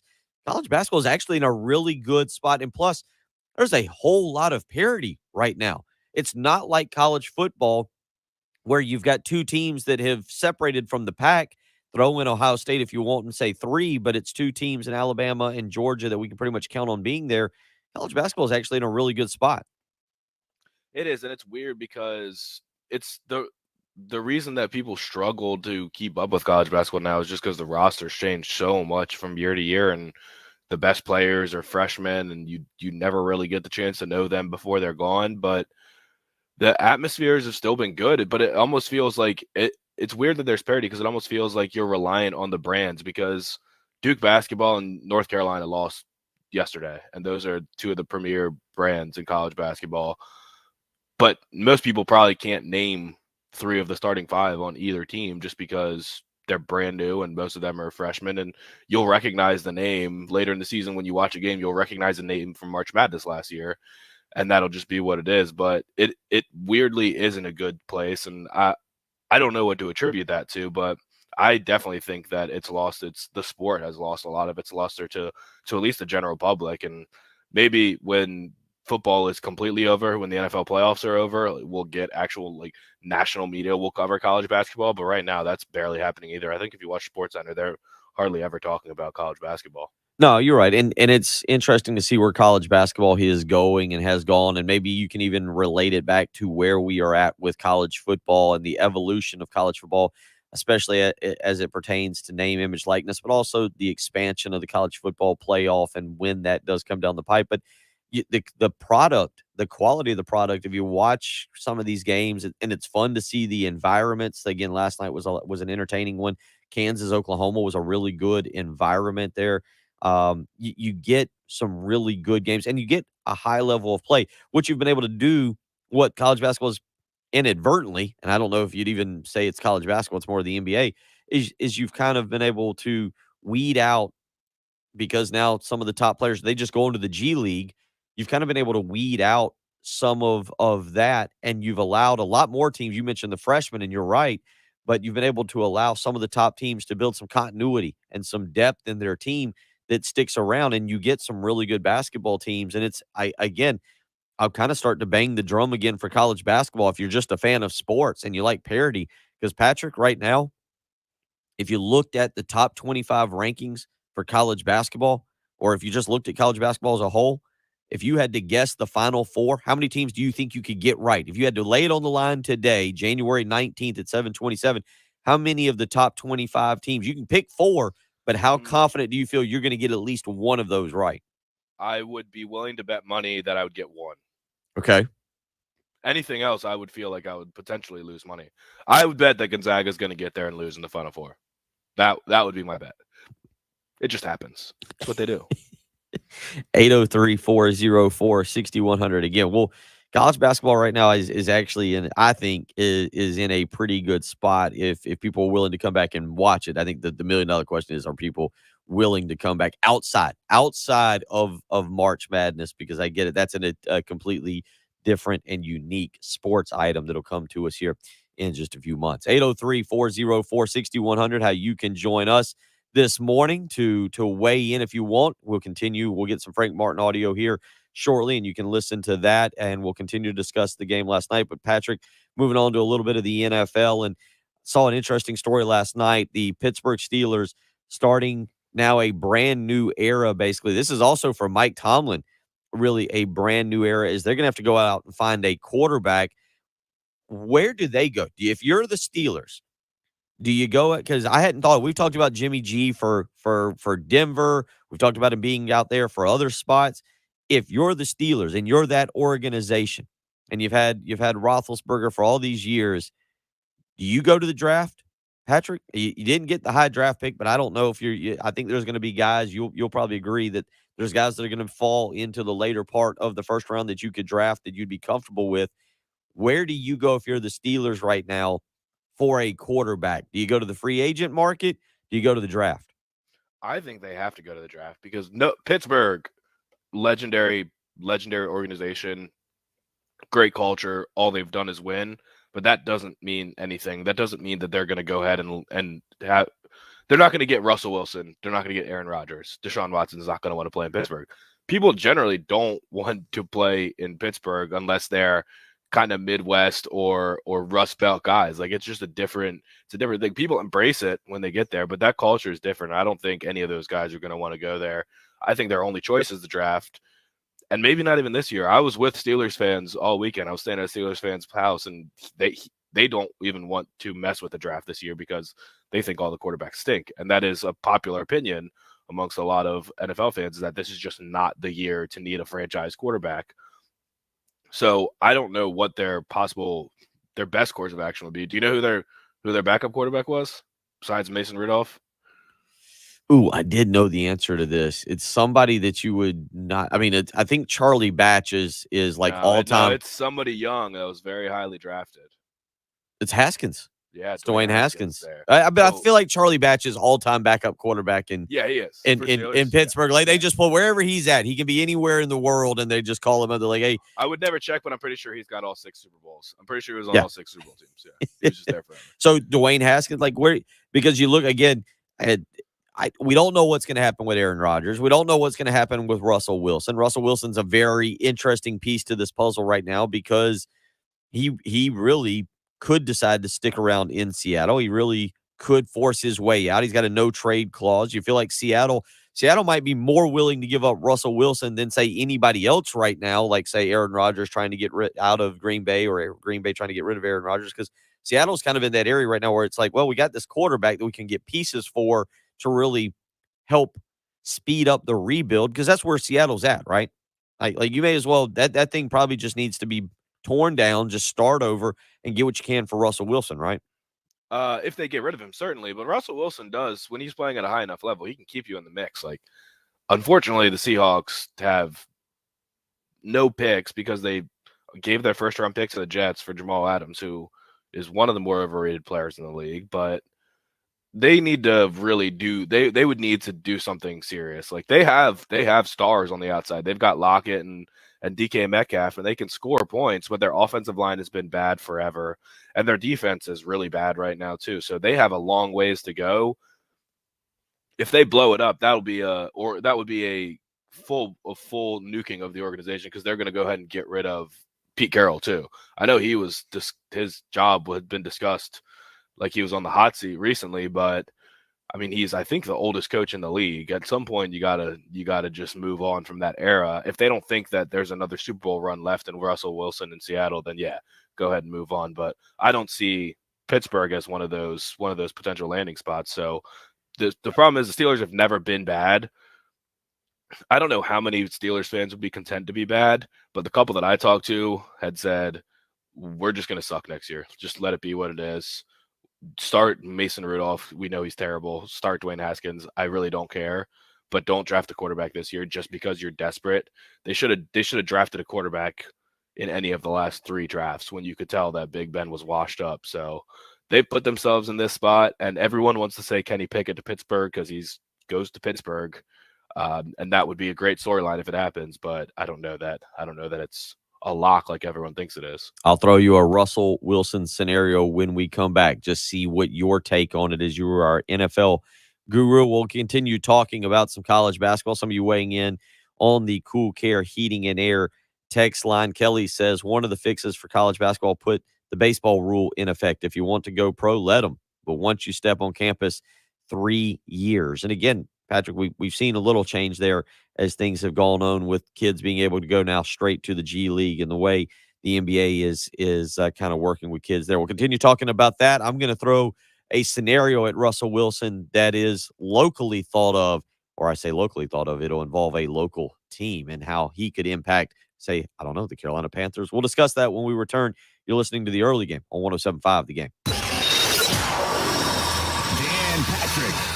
Patrick, weekdays 9 until noon on 107.5 The Game.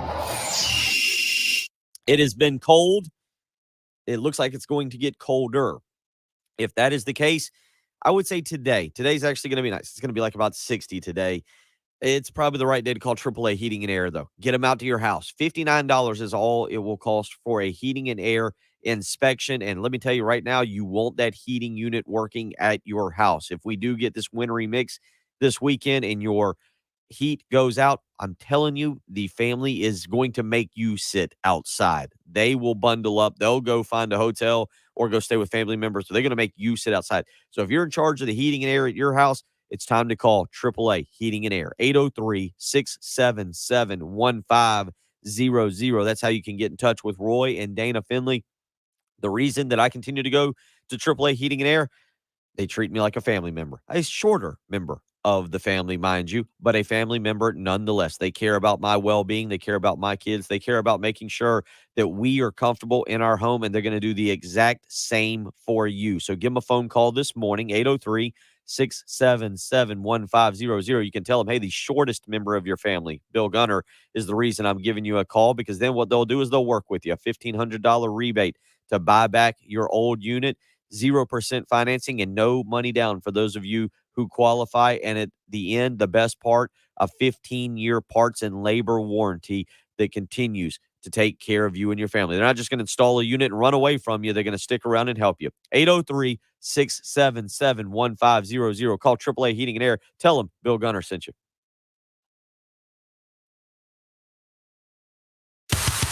107.5 The Game traffic from the Shepherd's Glass Traffic Center. Shepherd's Glass, a true reflection of quality. shepherdsglass.com.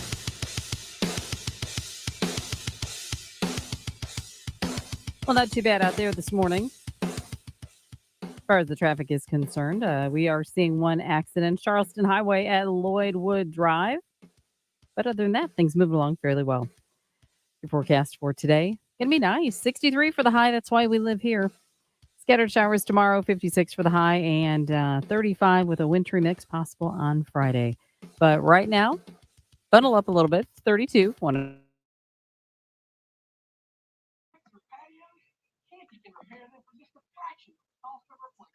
There we go. All right. Ooh, studio is chilly this morning. Uneven concrete can be a dangerous tripping hazard leading to injury. Call the experts at Canty to permanently repair your sinking or cracked concrete. Call 753-1495 or visit cantycanfixit.com. Canty can fix it. I'm starting the new year with Zero. Take advantage of their New Year sale. Get 3 rooms of carpet clean for only $119. When you mention me, Bill Gunner, and 107.5 The Game, you'll get a hallway clean for free. Schedule online at zeroscolumbia.com. Call 888-411-2843. Could be an option there, but not in the first round. I'd like that. Save up to $10,000 on new radio. He has helped thousands of people get the truck of their dreams. And just $1 down.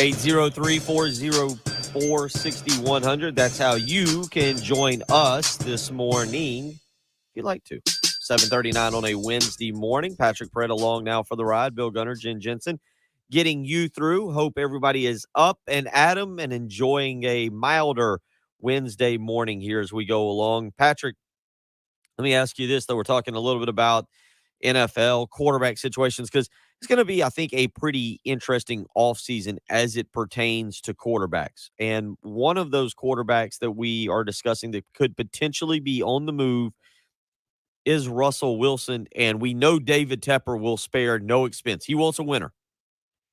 And I guess Matt Rule's excuse now, hey, I haven't had a quarterback. I need a quarterback. Deshaun Watson is still, I don't know if he's untouchable, but it's far more obtainable, right? To go get Russell Wilson at this point, bring Russell Wilson to Carolina. You're holding the number 6 draft pick. You just mentioned it. The Seahawks, they're in need of draft picks. If they want to start a rebuild, how likely, I ask you, is it that David Tepper studies this situation over and says, yeah, all right, we will bring in Russell Wilson, bring him back to the Carolinas. He's originally from Virginia, I guess, or went to high school in Virginia. Bring him back to the East Coast and let him finish out his career. Now we have our franchise quarterback. Because as I survey the land and I look at those Carolina Panthers, whose roster isn't all that bad, Russell Wilson could be the answer, especially looking how that division is starting to shape out. Because Tom Brady at some point has to retire, I think. I think he does. Maybe he doesn't. Maybe Austin, my son, who's 9 years old, will be 10 in April one day, is doing sports talk radio and is talking about Tom Brady winning his 17th Super Bowl at the age of 71. I'm not sure. But the bottom line is, how viable do you think that is? How realistic? Because David Tepper, that seems logical to me. Just flipping the number 6 pick. Yeah. Well, I'm sure you'd have to throw in a few more. Maybe throw in a Sam Darnold. Maybe throw in a. I think it's going to be 2 more ones. I think it's going to be steep, because people are talking about. There's discussion about the Eagles just saying, you know what, we have 3 picks. I think they have 3 picks all in the teens from 15 to 19. I think it's 15, 16, and 19. It might be 15, 18, and 19 or something like that. But using all 3 of those picks and trading 3 first-round picks for Russell Wilson. So the price tag will be steep. But if they – I don't know. I don't know that Matt Rule, if he's the one pounding the table, is going to be able to get that done because – people are pretty much over him. I mean, he had a disastrous radio interview the other day where he said that he thought Sam Darnold, they evaluated him higher than Justin Fields and Mac Jones. And he also said that Rashawn Slater, who was the best rookie tackle in the NFL, was too small to be a tackle, and they thought he was a guard. So pretty much everything he said was wrong. So I don't know that people trust his evaluation anymore. But I'm all for just going all in on quarterbacks. Like, I think it would help the Panthers a lot. It would really hurt next year paying, I don't even know, like $60 million on quarterbacks. I mean, Russell Wilson's 30-something and another 18 to Sam Darnold. You're not going to be able to package Sam Darnold and get him out of there because no one's going to want him. If you send Sam Darnold, you're probably going to have to send a second-round pick just for someone to eat the $18 million. Because at this point, I don't think there's any team looking and saying, hey, maybe we're the ones that can unlock the talent that Sam Darnold has. I think people are pretty much done with that experiment. So, no, I like the idea. I would love to see him in Carolina. I don't know. He's got a no trade clause. I don't know how much he's interested in Carolina. He seems like a big city guy. Is Charlotte big enough for him? And Ciara, I'm not sure. I think it's Sierra. Sierra, not Ciara. Yeah, Sierra. But I mean, to me, it would make some sense if I'm Seattle. Maybe you take Sam Darnold kind of as your 1-year insurance policy if you're willing to take a quarterback at number 6. I'm not sure. You know better than I do what all Seattle would need in terms of trying to rebuild. And they may need just about everything. But if you get Sam Darnold, maybe you go a different direction and you try and find another quarterback that can fill the void for a year or two as you start that rebuild. But for the Carolina Panthers, that we know they need a quarterback. And as you just pointed out, there may be some people out there going, yeah, we need a quarterback, but now we need a coach first. We need to get a coach first. I'm not real sure what Carolina Panther fans find more important, getting the right coach or now just getting a quarterback, because I think Matt Rule could still be successful if you get the right quarterback in there. And of the guys who are viable, who are legitimately going to get this franchise winning right away, they're not getting Aaron Rodgers. Whether Aaron Rodgers leaves Green Bay or not, he's not an option. Deshaun Watson doesn't seem like a guy who's a viable option right now, although I don't know how that'll change. Things changed drastically at this time last year. I guess we thought Deshaun Watson might be more of an option than he was, when we got to the draft? Is that right? Is that when all that started to really come out? Yeah, nothing's really seemed to change, but the perception has kind of.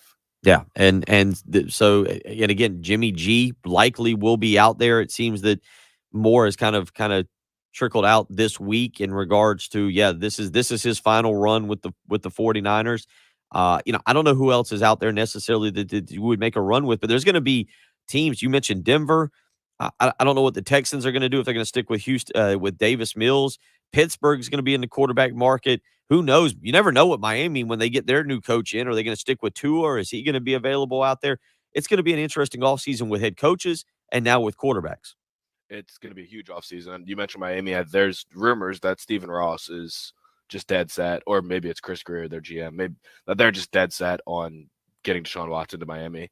And apparently that was the one place Deshaun Watson wanted to go. So that's honestly going to be one of the biggest dominoes, is if he decides, or if everything gets cleared up with him. And I don't know, because there's debate that he might want to just retire. But if he decides that he wants to play and everything gets cleaned up there, that might be ultimately, besides Aaron Rodgers, the biggest domino to fall in the quarterback sweepstakes. We'll continue talking about this. We'll get out to the Love Chevy phone lines as well. We need to pause just a minute, though, to tell you about all our great endorsers and sponsors. You're listening to The Early Game on 107.5 The Game. Live, local, and free. That's how we do sports. 107.5 The Game. Feel free to call and complain if you wish. You should call that radio station and let him have it. Remember, we are free of charge, after all. It is that time of year when you need to get out and you need to do things around the house. You got to get ready for the spring, but that also means getting a great night of sleep. And if you're not getting a great night of sleep, man, it makes the next day really, really difficult. So go ahead, get that great night of sleep, and do it by switching to a Sleep Number bed. I actually put my Sleep Number setting on 45, and I wake up rested, refreshed, ready to go each and every day, whether I'm doing a sports talk radio show or whether I'm just having to do regular things around the house, kind of like, take care of the kids. Go ahead and make the switch to Sleep Number today. Proven quality sleep. It's indeed life-changing sleep, and it starts with Sleep Number adjustability. The Sleep Number special going on right now, where you can save $1,000 on a Sleep Number 360 smart bed, plus special financing and free premium delivery when you add a base. 2 Sleep Number stores to choose from, one in Irma on Harbison Boulevard across from Buffalo Wild Wings, the other in Columbia, 2 Notch Road across from Sand Hills Mall. You can visit them on the web, sleepnumber.com. Again, right now, you can save $1,000 on a Sleep Number 360 smart bed, plus special financing and free delivery. Of course, this is subject to credit approval. Minimum monthly payments required. See sleepnumber.com for details. Right now, visit a Sleep Number store. Again, there's two to choose from here in Columbia. Also, you can visit them on the web, sleepnumber.com. I'm telling you, a great night of sleep is vital to your well-being. So make the switch to Sleep Number today and find out what a great night of sleep is truly like. 107.5 The Game traffic from the Shepherd's Glass Traffic Center. Shepherd's Glass, a true reflection of quality. shepherdsglass.com. And traffic-wise, we are looking at just one accident, and that is Charleston Highway at Lloydwood Drive. But things moving along fairly well for your Wednesday morning other than that. And we're looking for partly cloudy skies today, 63 for the high, 56 tomorrow with those scattered showers rolling in. Fair, 32 right now, 107.5 The Game. Department of Health and Human Services. Winter means more time indoors together and more chances to get COVID. But a booster can give everyone who's 12 or older and vaccinated stronger COVID protection. We can do this. Find boosters near you at vaccines.gov. Paid for by the Department of Health and Human Services. With approved credit. Call 888-411-7643. You want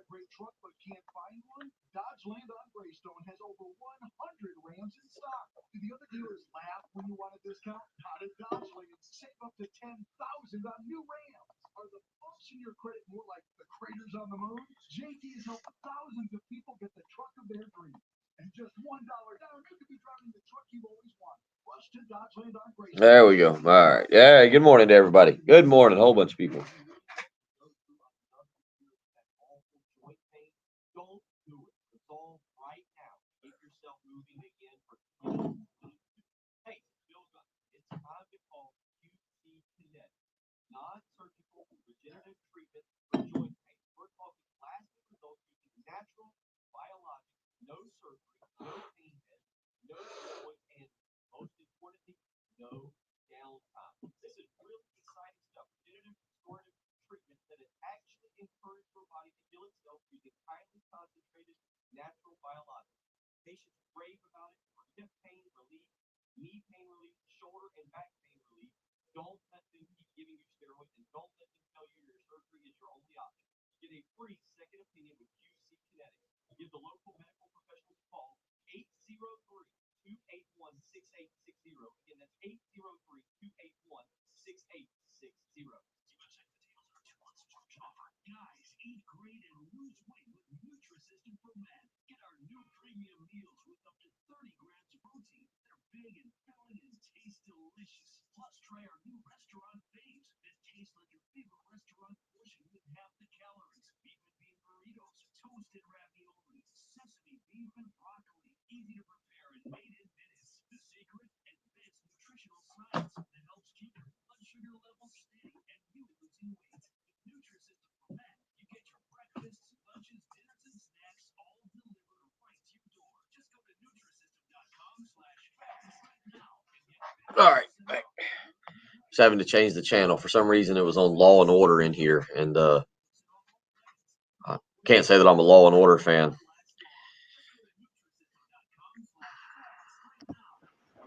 Yeah, I cannot either. Seen a million episodes of it though.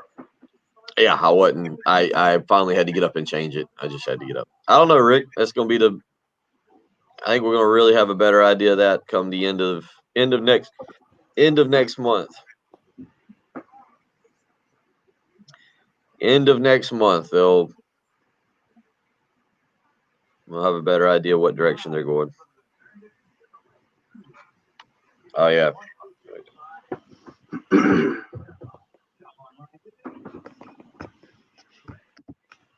I don't think so. Maybe he'll get drafted, but not high. Not high enough that someone will be making. He's going back to school anyway, though. 803-404-6100. Out to the Love Chevy phone lines we go. KC up next, wanting to weigh in on a Russell Wilson scenario. Good morning, KC. What you got on mind? Yeah, that scenario sounds good, but like your partner said earlier, I think Wilson and Sierra are looking for a bigger market, and a lot of people don't speak on the Atlanta Falcons that much, but I think the Atlanta Falcons are really done with Matt Ryan. They're going to try to find them out of scenario as well. But I think we're going to have to go back to when the Carolina Panthers were, grabbing at people like Rodney Peete, then Jake Delhomme just come out of nowhere till we could find a QB in the draft. But one question about the QBs in the draft, if that quarterback out of Kentucky, University of Kentucky, come out, I hope the Panthers might give him a try just to see what he has, because he gives me the Josh Allen vibe. And that's all I got to say. Patrick, thank you for the phone call, Casey. Patrick, Atlanta, do you think they move on from Matt Ryan this offseason? No, I think Arthur Smith already said that he's coming back, because he made a weird comment that I don't believe was true, but he said, when I took this job, I said I was taking it because I wanted 2 years at least of Matt Ryan. So no, I don't think they're giving up on Matt Ryan. Matt Ryan's getting old though, so I mean he's not going to have that many more years left in the league anyway. And Will Levis, I don't see people really talking about him as a big time prospect, but he's going back to Kentucky. I was just looking to see the age very quickly of Matt Ryan, because I think he is somewhere around 49 or 50 years old. We just No, don't. he's not that old. We just don't pay attention to him quite like we. He's 36. He'll be Yeah. 37. He'll be 37 on May 17th. He was drafted in 2008. Tom Brady was drafted in 1999. So, well, I didn't say he was Tom Brady, but yeah, he's not a spring chicken over there. no, he's not. And yeah, they may have to start looking at what exactly we're gonna do. 803-404-6100. We will continue on with this conversation in the next hour. Get back into a little bit of basketball discussion, and also I do want to bring this up because he was really somebody that I grew up listening to. But yeah, former ESPN broadcaster Ron Franklin passing away yesterday. He was 79 years of age, incredible broadcaster.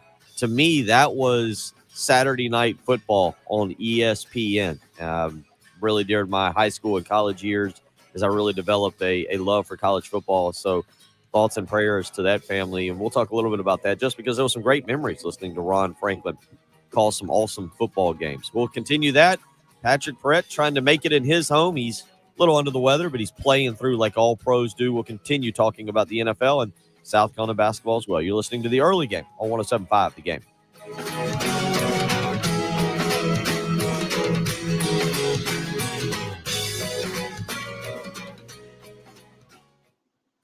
Gamecocks, Braves, the NFL with live mobile radio. 107.5 The Game, WNKT FM, Eastover, Columbia, a Cumulus media station. Qualified candidates fast. So while other companies might deliver a lot of hay, ZipRecruiter finds you what you're looking for. The needle in the haystack.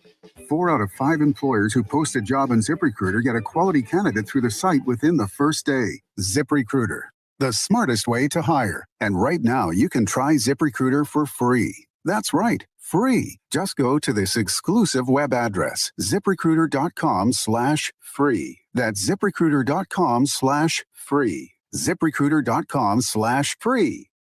Paying. Hey, if you've got a hole in your roof or you need a whole new roof, you need to call Mid-State Roofing, 356-1919. For nearly a quarter of a century, Mid-State. It's interesting. Yeah, it's and they may have to. I don't know. Can they go get anybody out there that would be interested?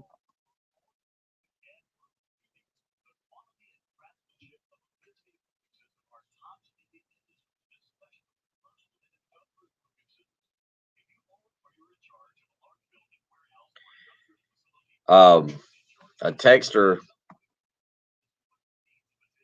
Yeah. Thank you. Please, yes.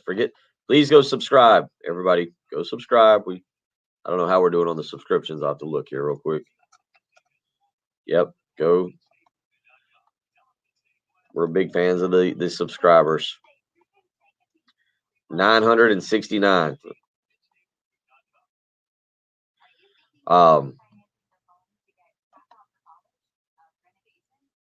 Yeah, he's on a different channel, Craig. I'm not sure what.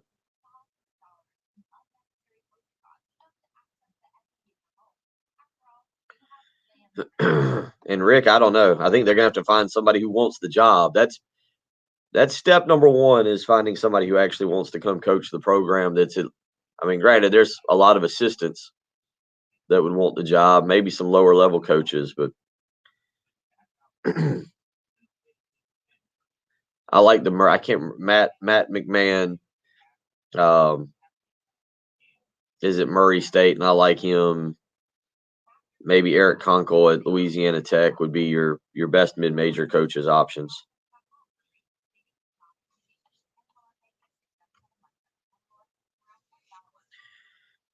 Patrick, I went back to this. Was it? Oh, and Patrick, somebody texted in and said, I don't know how that texter knew, but he said he was referring to the guy that Larry keeps bringing up, Bailey Zappi, the Western Kentucky quarterback, not Will Levis, which does make a lot more sense as to. Makes a lot more sense. That is. There was a key. The key part was Western Kentucky, not Kentucky, but. And mentioning the direction is important. Yeah. Say hi. How are you doing with your huge boots that now give you I'm more? Road Warrior woman Tell you what, today. you are something. I came to kick them out. It's good to see your smiling face. Thank you. Did you see those notes I popped up on your desk? That was mail from 2020.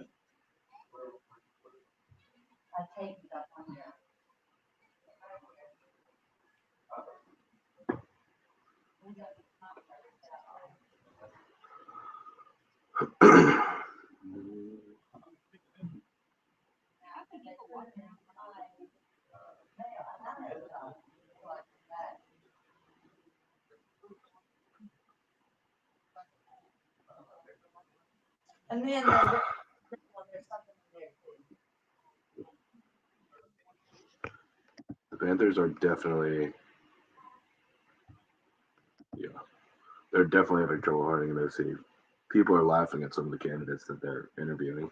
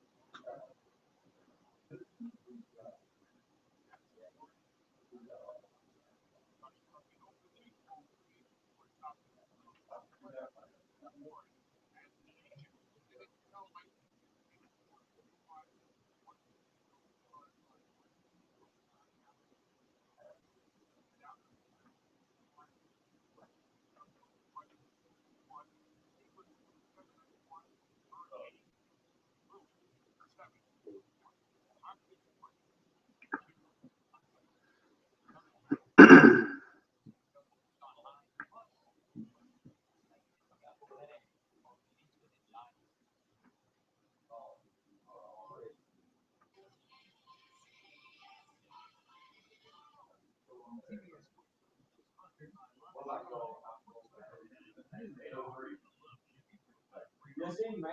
Hope you're doing well. You too.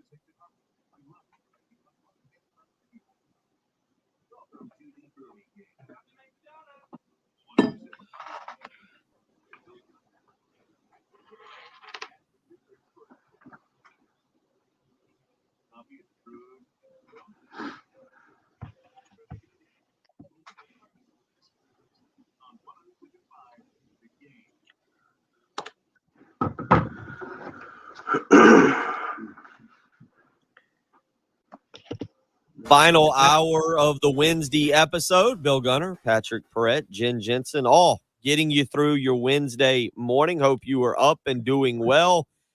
Been discussing some NFL this morning, little Carolina Panthers quarterback discussion, maybe how it pertains to Russell Wilson, but also looking around at other quarterback situations in the NFL. Patrick, real quick to finish up the previous phone call there from KC. Somebody hit us up on the Cool Care Heating and Air text line, and they made a lot more sense. KC said the Kentucky quarterback. You and I both thought Will Levis, which I think both of us thought, huh? Will Levis, but somebody hit us up and said he meant the Western Kentucky quarterback Bailey Zappi, who had an incredible year, and that would be a little bit more of an interesting candidate as just a guy that maybe they could move forward with, or somebody should draft and hope that works out. Yeah, that's much more likely. I don't know if he's going to be a first round pick. He'd need to have a really big pre-draft process But yeah, Western Kentucky, he broke Joe Burrow's single season passing record. Little bit undersized. I mean, he's 6'1", but he's 215 pounds, so he can get by. Yeah, I haven't seen really a first round grade on him though, so maybe a day 2 or a day 3 pick, but he should probably be a top 100 guy.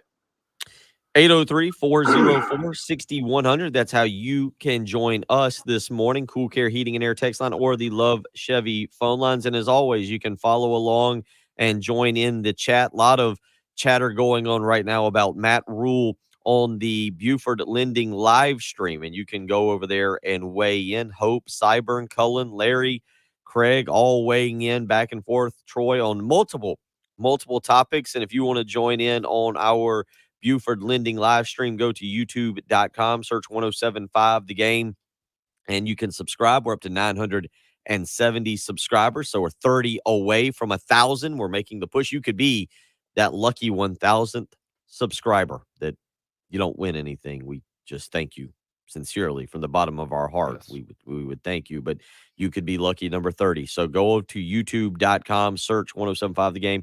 You can subscribe. You can join in each and every morning. Join in the chat room that is over there. Is not only do they discuss in that chat room what we are talking about, but it has tended to branch off into movies, into other areas.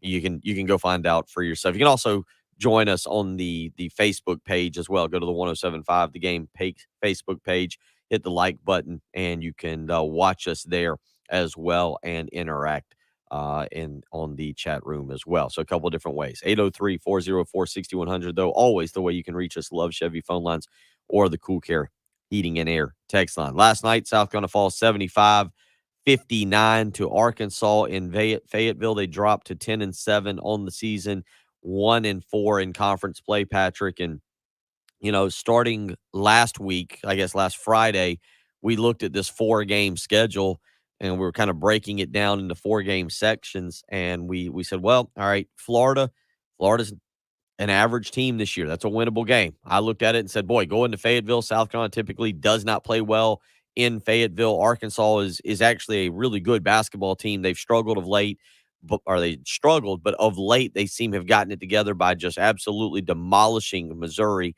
They went on the road this past weekend and knocked off a really good LSU team. And then last night we saw what they could do. But I still thought South Carolina needed to go 3-1 with this being the most difficult game, and the next 2 against Georgia and Vanderbilt, winnable games. South Carolina's lost 2 of them, Patrick. The key here is you're going to have to do something in the next 2 or 3 games to keep this season from going off the rails, completely losing the fan base and maybe even the team. Because I got to admit, there are times I'm watching this team, and while I will not argue with anybody, I think they play hard. I think this team really gives it their all. What I do worry about is just mentally when things start to fall apart, they fall apart as well. Yeah, you get discouraged. It's natural to get discouraged when shots just are not falling. And that has been the problem. There's been large stretches where South Carolina has played really well and then just not seen the ball go in the hoop. And that's discouraging. And I don't know what that means for the overall trajectory of this team this year. If your shots aren't falling, if you're just not a good shooting team, then I think is it just a talent issue at that point?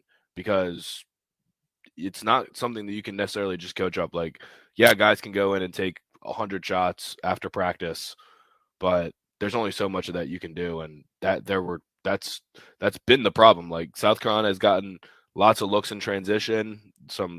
James Reese got like 5 3-point attempts from that top part of the arc, top right section of the arc. And I don't know, there's just the shots aren't falling and it's discouraging. And yeah, I agree. I mean, the fact that 2 of your supposed best players aren't even playing, that's a problem. And yeah, I South Carolina can win the next 2 games because Georgia's no good and they've already beaten Vanderbilt. But what does that really do for the fan base? I don't think it's going to be much. I mean, you have to destroy them.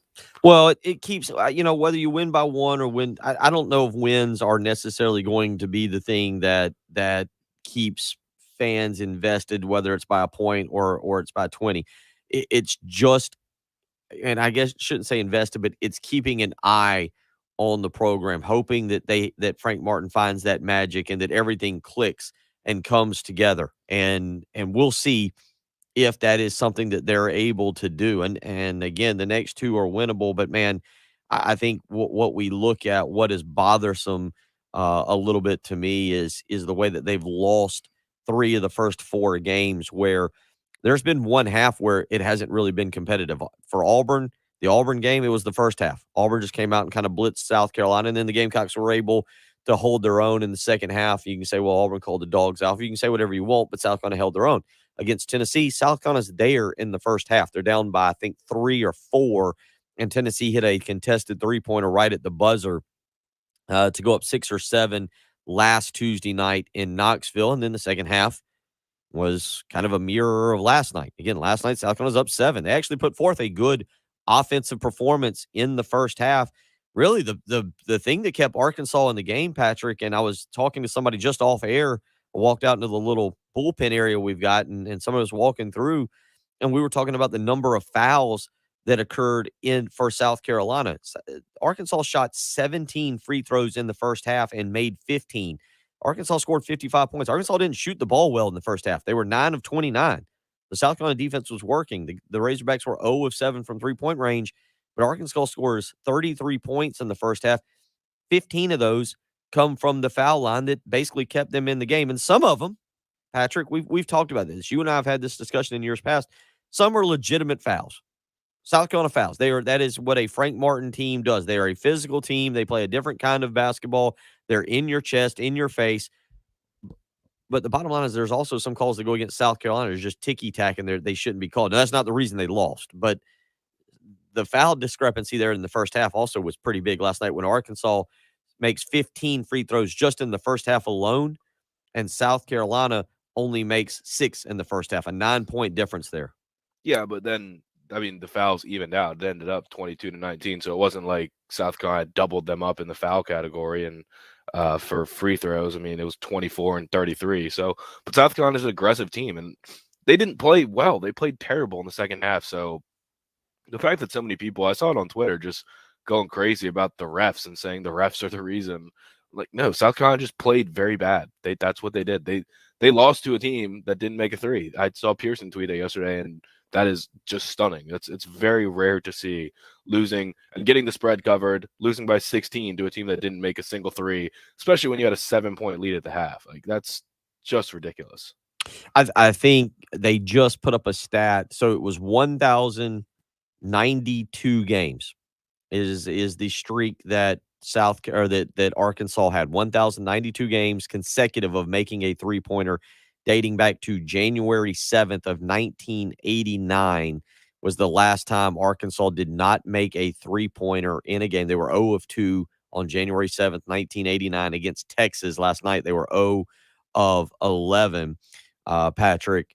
And they just put up a stat, and I kind of just happened to glance up and see it. I believe the only two streaks that have ever been longer than that of Arkansas, and I don't know if they're still current streaks or not, because, again, I just glanced up, but I saw Duke and UNLV are the only two that ever had streaks or have had streaks longer than that, than which Arkansas had 1,092 games. And it really is incredible. The making of the threes. Look, South Carolina, again, outscored by 15 from the foul line last night, 27-12. South Carolina does need to make a few more free throws, 12 of 24 from the foul line last night. But we'll see where this team goes. Day weighs in on the Cool Care Heating and Air text line and says, bad shooting is a talent issue. For better or worse, shooting skills is never something that Martin has emphasized in recruiting. He favors athleticism and length. The fact that his own son is a 60% career free throw shooter says a lot. You're right. When you get to the college level, and I remember doing this in scouting, especially with ESPN, Paul Biancardi and I, who still does the scouting there, we would discuss this a lot about what you can really improve upon in college. And that was how they kind of would tell me or worked with me in terms of of being able to grade and assess players. And when I would send in my ranking is Paul Biancardi and a few other, they would bring in some coaches. At the time, we'd have to have some clinics, and they would say, okay, as you're watching and scouting, here are areas we can improve upon strength. We can improve upon ball handling. We can improve upon these areas. Shooting was never one of them. They were very adamant. If there's a kid at the AAU level that is shooting 25, 30% at the high school or the AAU level, they're not going to go to college and magically overnight become a 45% shooter and really won't become that over 4 years. Now, I don't know if other coaches agree with that, but once you get to that level and that level of basketball, when I say that level, I mean the high school level, but then once you talk about playing at that level, the SEC or the ACC or the Big 10 level, there was a lot of those little clinics that I would have to go to where they would again talk about, here's how we want you to go and scout and then grade these certain players. Shooting was one. They said, hey, man, if a kid can't shoot now, and this was, again, the junior, senior AAU seasons, it's not happening at the collegiate level. They're not going there, and it doesn't matter how good a shooting coach you got. That kid is pretty well set in who he is as a player. And that makes sense on the surface, too, because kids are shooting all the time. It's like, unless, I mean, you see it sometimes, people, it's very rare. I'm trying to think of an example of someone who in the NBA or in college just was not a good shooter, and then something happened one year and they just became an incredible shooter. Like, I mean, that's been the case for Giannis for a while, is they've been trying to develop his shot, and he's gotten better, and that's why he's the most dominant player in the NBA right now. But Ben Simmons is afraid to shoot. Like, he's literally gonna end his NBA career because he's afraid to take a shot. Like, that's unfixable. So I mean, it does make sense. You're all you're gonna do is back the 3-point line up. If you're not knocking down 3 balls in high school when you're having all day long to just shoot, I don't see how it's gonna get better in college. I don't know what that's translatable to in football or any other sport, but good shooters are good shooters. Speaking very quickly, because I know people love hearing it, Ben Simmons, I was reading about him yesterday. You want to take an idea of where he may end up here in terms of NBA? It is, my son last night pointed out, with the NFL kind of starting to come to a conclusion, it's about that time for me to start getting invested in the NBA and getting set for playoff season here as Big trade yesterday. Which one was that? Was that PJ Dozier got traded to the Celtics. I did not see that. Yeah, PJ Dozier got traded to the Celtics. Good for him. Yeah, the Nuggets have been a little bit of disappointment. They've had a lot of injuries, but the bottom line there, when you mentioned that, you want to take an assessment real quick here, and this will be our NBA segment where Ben Simmons may end up. Somewhere, Detroit. That would be my guess. I don't know. I see Twitter rumors all the time about different teams being in the sweepstakes for Ben Simmons. I saw Atlanta involved for a while, but I did see they made the Pistons actually did make an offer, I think.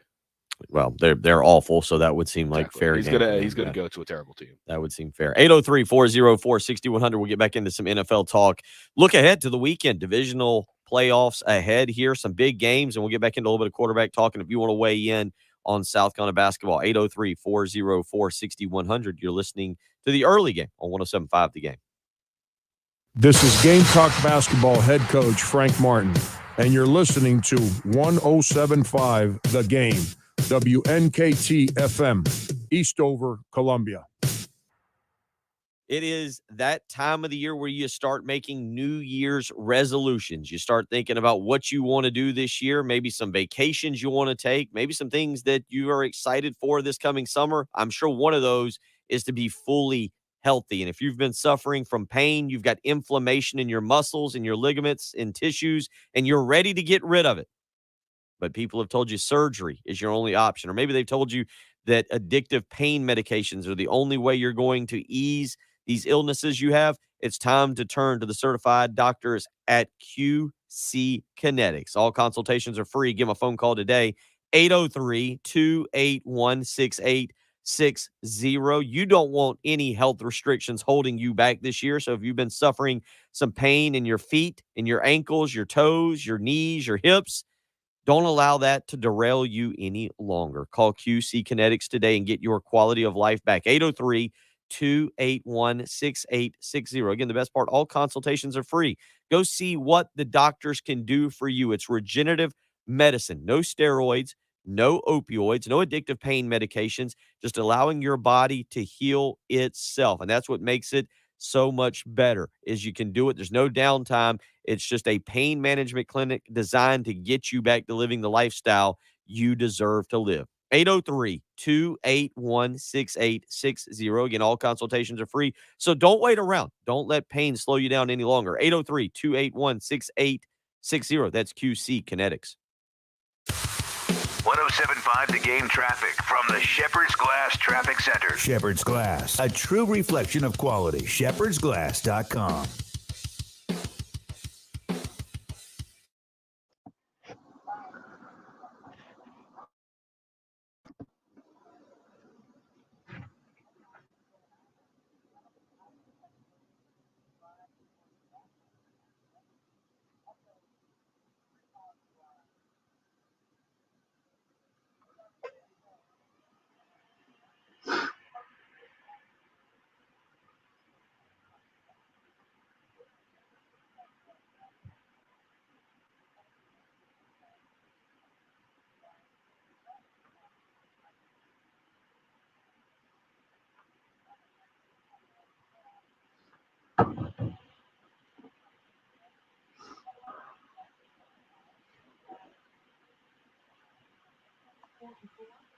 Thursday, looking for some.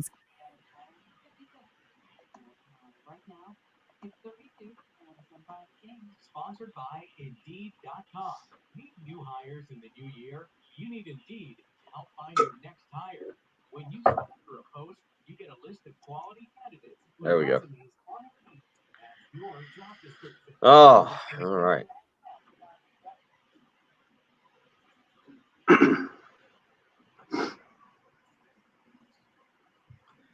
Hope, I don't know if you heard that. 970. We were up to 970 subscribers a minute ago.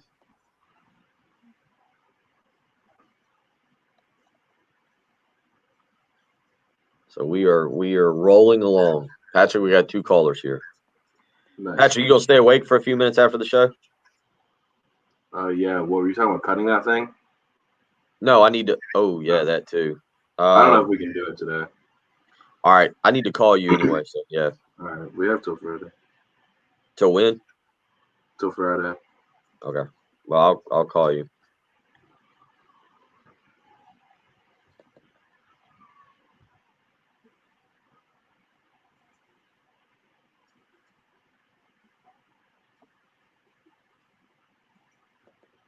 Yeah. Yeah, we got 2 callers.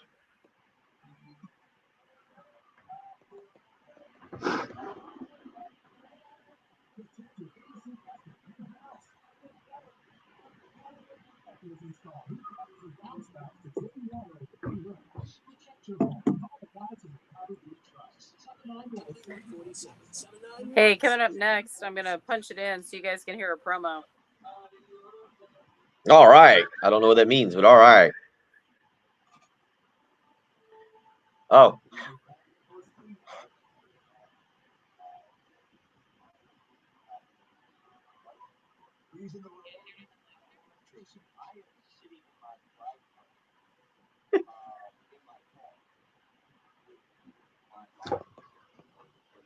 We have this as a commercial now, or?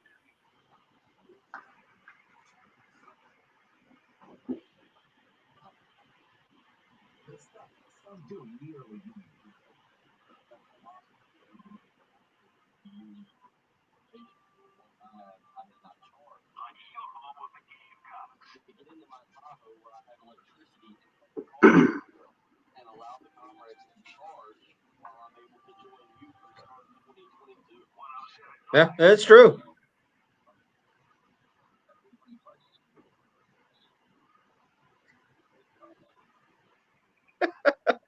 It's pretty good.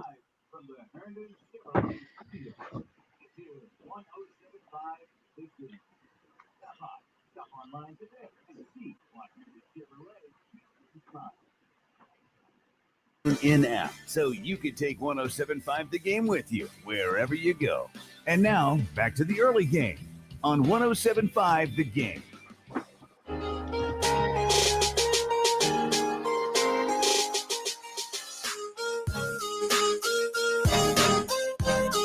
A pretty nice Wednesday morning out there. Hope you're doing all right. Bill Gunner, Jen Jensen, Patrick Perrette, getting you through 8:23 here on your Wednesday morning on 107.5 The Game. Let's get out to the Love Chevy phone lines. Continue talking a little college basketball. Bryant wants to weigh in. Bryant, how you doing this morning? What's on your mind? Good morning. I've got a couple observations, and I don't know if you will agree with me or not, but one thing I've noticed is there's very few fast break points. When they're on offense, the ball rotates around the perimeter. And I do understand that the team is loaded with guards, a lot of point guards or off guards, but the ball never rotates, never or rarely goes into the post. There are no backdoor cuts. There's no. So I'm not saying the ball is not going to the inside the lane. And see, everything seems to be centered around the perimeter. They aren't getting any fast break points. And last night, coming out in the second half, they were going to turn up the defense on the Gamecocks. I'm thinking, well, you're going to come back with your strongest defensive team. You're going to put Brian on the floor, Cousinard, Levesque in the middle. You can still have Carter out there. That doesn't happen. So I'm like, and Carter is turnover prone. He's not a good ball handler, from what I see. Now, he's a good shooter, but then when he does penetrate, he shoots from below the waist with no elevation. So I'm like, you got to find, I think a lot of it's scheme. I think a lot of it's coaching. Yeah, they missed a lot of shots, but you got to put the right players on the floor at the right time. And I don't know why. I can't understand the player rotation to save my life. So, and I want to get your thoughts on that. Then I want to know what y'all think about the Georgetown Hoyas seem to be having the same problem the Gamecocks have. If you watched them, I am listening. Appreciate the phone call. No, you asked an interesting question, and I thought about it. Thank you for the phone call, Brian. Patrick, I thought about it. I said, well, how many fast break points last night did South Carolina have? You wanna just take a guess real quick? It's probably a shockingly low number. Probably no. Yeah, I 15. mean, 10. Because I said no because I thought about it, and he's right. I think he makes a good point. You don't see South Carolina is a great transition team. As a matter of fact, last night there was it was one point. I think it was they got out in transition, and it was I think Chico Carter Jr. who got it down around the basket. He had actually a really nice pump fake, got the guy in the air, and then there was a second Arkansas defender coming. Then he tried to do a reverse and got kind of caught, and they ended up missing the layup. Somebody missed a tap in. He's right. 10 fast break points last night for South Carolina. But then I thought, okay, well, Arkansas, they're an athletic team. They get up and down the floor. How many do they have? You want to guess? Did they score more or less than South Carolina? And it's within 3 points. I'll tell you that. It's within 3. Probably less. They actually had less, 7. Yeah. Fast They break. just dominated the half court. Yeah, second chance points, 18 last night. Arkansas, 42 points in the paint last night, which, we talked about it, the strength of South Carolina, or I shouldn't say the strength, Patrick, but the physical ability down in the post when you've got Levesque and Woodley. Obviously, Minot did not play last night, but Josh Gray as well. You would kind of expect South Carolina to be a little bit better in there, but they give up 42 points in the paint. They scored just 22 last night. That's a good point Bryant makes on the fast break points. And then, Patrick, you're more of the DC guy. I saw Georgetown play South Carolina here. I don't know. Georgetown is a team that, Patrick, it's slightly before my time. Slightly. Allen Iverson is, to me, the last great Georgetown player. Otto Porter was kind of a boring player to me, obviously, and Georgetown Roy did go Hibbert? Roy Hibbert? Yeah, another big post player that lumbered around, and he was professional lumberer.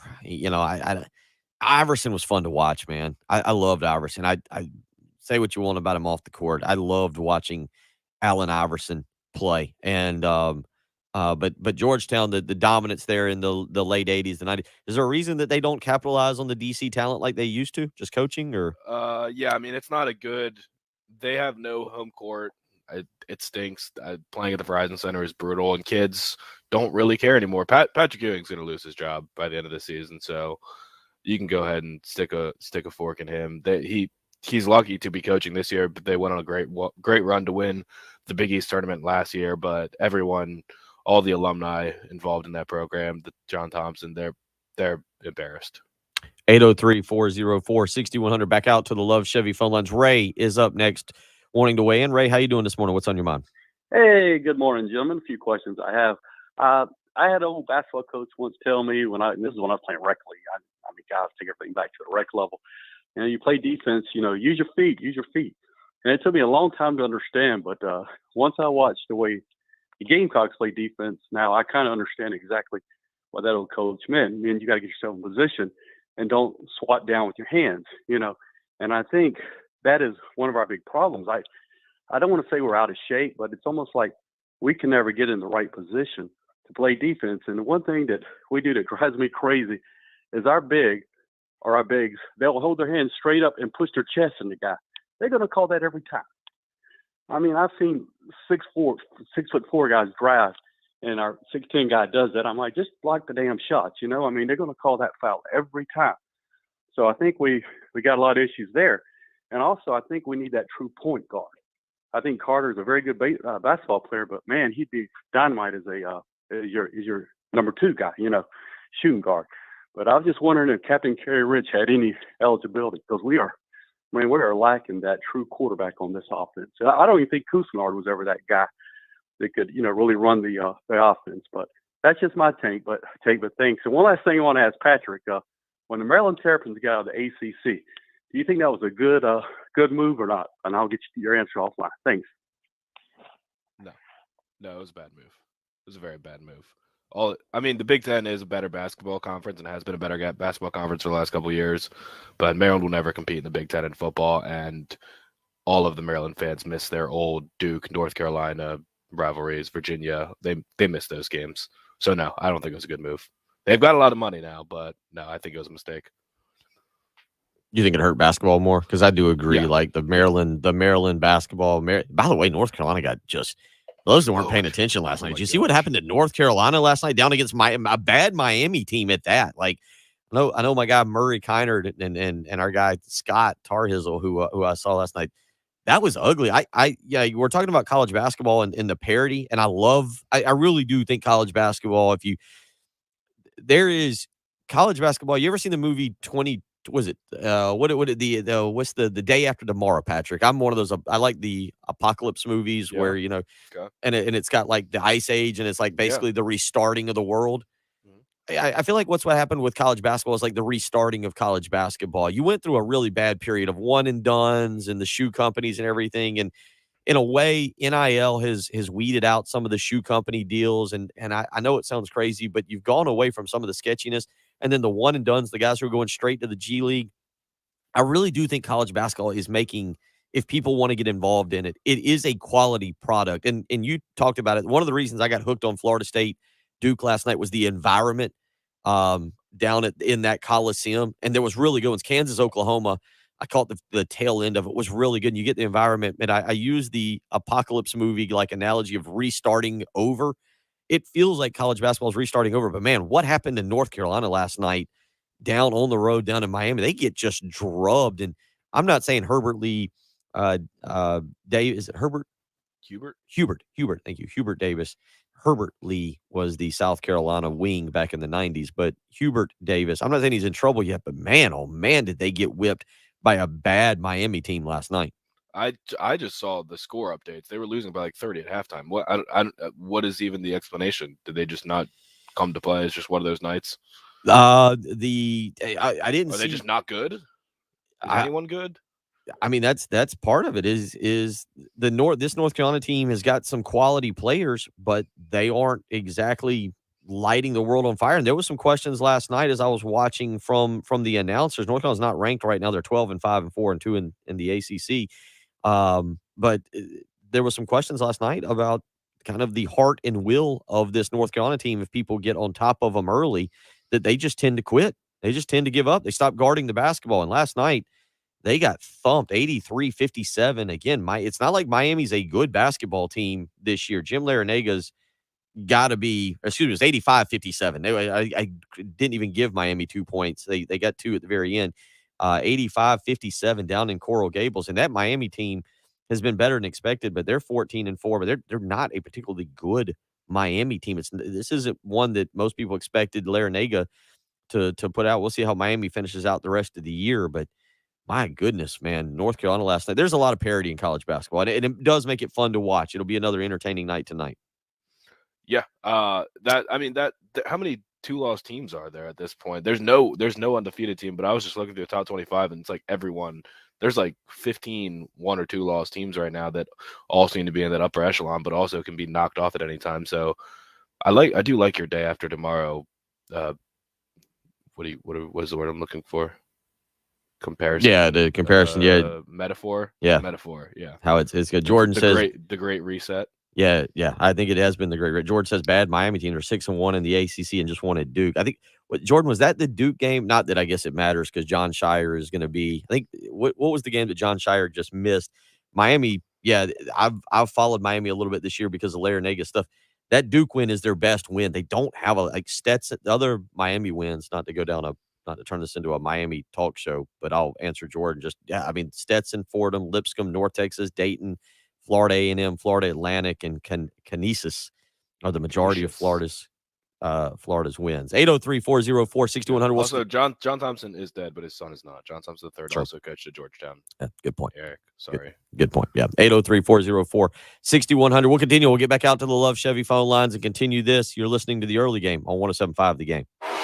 More of the early game coming up on 107.5 The Game. 2022 is full of New Year's resolutions. One of those for you should be keeping a clean house. Man, it's always a resolution for me. I'm kind of actually a neat freak. I actually do. I'm not one of those people that make you take your shoes off when you come in the house. I find that kind of weird. But I go out of the way to make sure my floors, my tile, my upholstery, my rugs, everything's clean. And since I'm not going to make you take your shoes off for my kids, I tend to lean on Zero Res to make all this happen. You should do that as well. Give Zero Res a phone call today. You can get 3 rooms of carpet clean for just $119. And when you mention me, Bill Gunner at 107.5 The Game, you get a hallway cleaned for free. How about that? Just saying my name gets you a hallway cleaned for free. If that's not becoming a celebrity, I don't know what is. So just say my name, Bill Gunner at 107.5 The Game, and you'll get your hallway cleaned for free. 3 rooms right now for $119 with Zero Res. You can give them a phone call, 803-677-1500. That's not their phone number. 803-262-4020. Call them to 803-262-4020. That's how you can get in touch with Zero Res this morning and get lined up to use the ZR Water technology. It's patented, scientifically proven to keep your rugs, your tile, your upholstery insanely clean. So call Zero Res today, 803-262-4020. You can also book online, ZeroResColumbia.com. I'm telling you what, you'll find out just what I'm talking about with the ZR Water technology. 3 rooms of carpet cleaned for only $119. And when you mention me, Bill Gunner at 107.5 The Game, you'll get your hallway cleaned for free. 803-262-4020 or book online, ZeroResColumbia.com. It's Zero S. Spell it backwards or forwards. It's the right way to clean. 107.5 The Game traffic from the Shepherd's Glass Traffic Center. Shepherd's Glass, a true reflection of quality. ShepherdsGlass.com. Wow, things are kind of busy out there this morning. Charleston Highway at Lloydwood Drive, also Greenlawn Drive at Garner's Ferry Road. Hardin Street at Gervais Street, an accident there. Farrow Road at North Brickyard Road, you'll find a tie-up, as well as Shore Road at Irvin Price Road. And the last Quite the morning. Alan, let's see, is the only former player having success as a coach?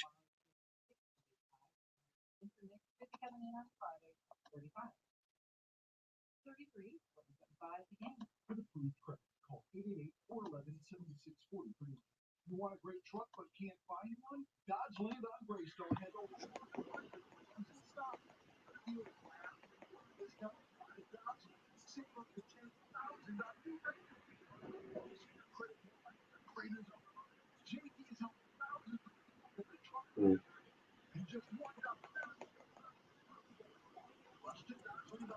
Gene Bell is pretty confident, if not cocky. Who? Jaheim Bell. I see him on Twitter saying this must be a joke because someone said that they think they put him on their preseason watch list as the number 4 tight end in the nation. This must be a joke, really.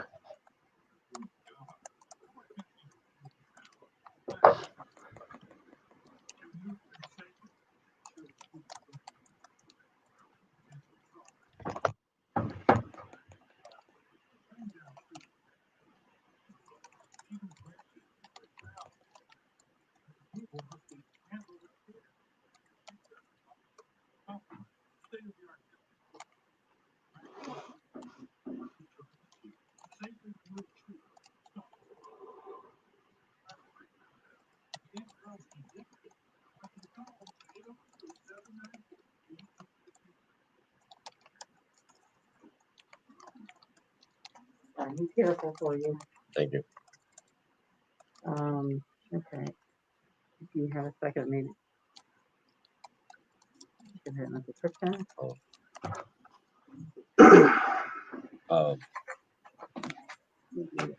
Do we need to cut this? Well, it's for Friday, so I'm just gonna accommodate it. Oh, yeah.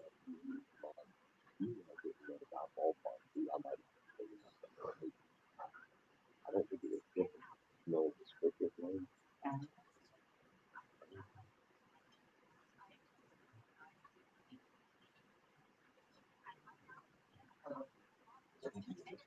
Yeah, there's nothing like this one. It's perfect. You said properly. It says in the number. It's the same square. Just says that and it says in the number. SC Department of Corrections is hiring facilities maintenance technicians, licensed mental health professionals, chaplains, and more positions. Yeah, because that's the thing. Like this is Visit one thing for the joinscdc.com for more info. Sponsored by SC Department of Corrections, SCBA, and that's why I'm pretty sure I got the script right. I just didn't say Monday, January 17th. It's past that. Yeah, we'll cut this and then I'm gonna call Patrick. He did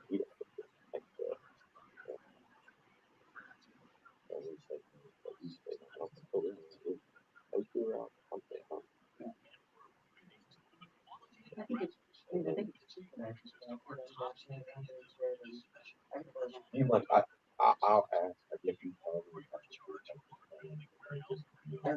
me.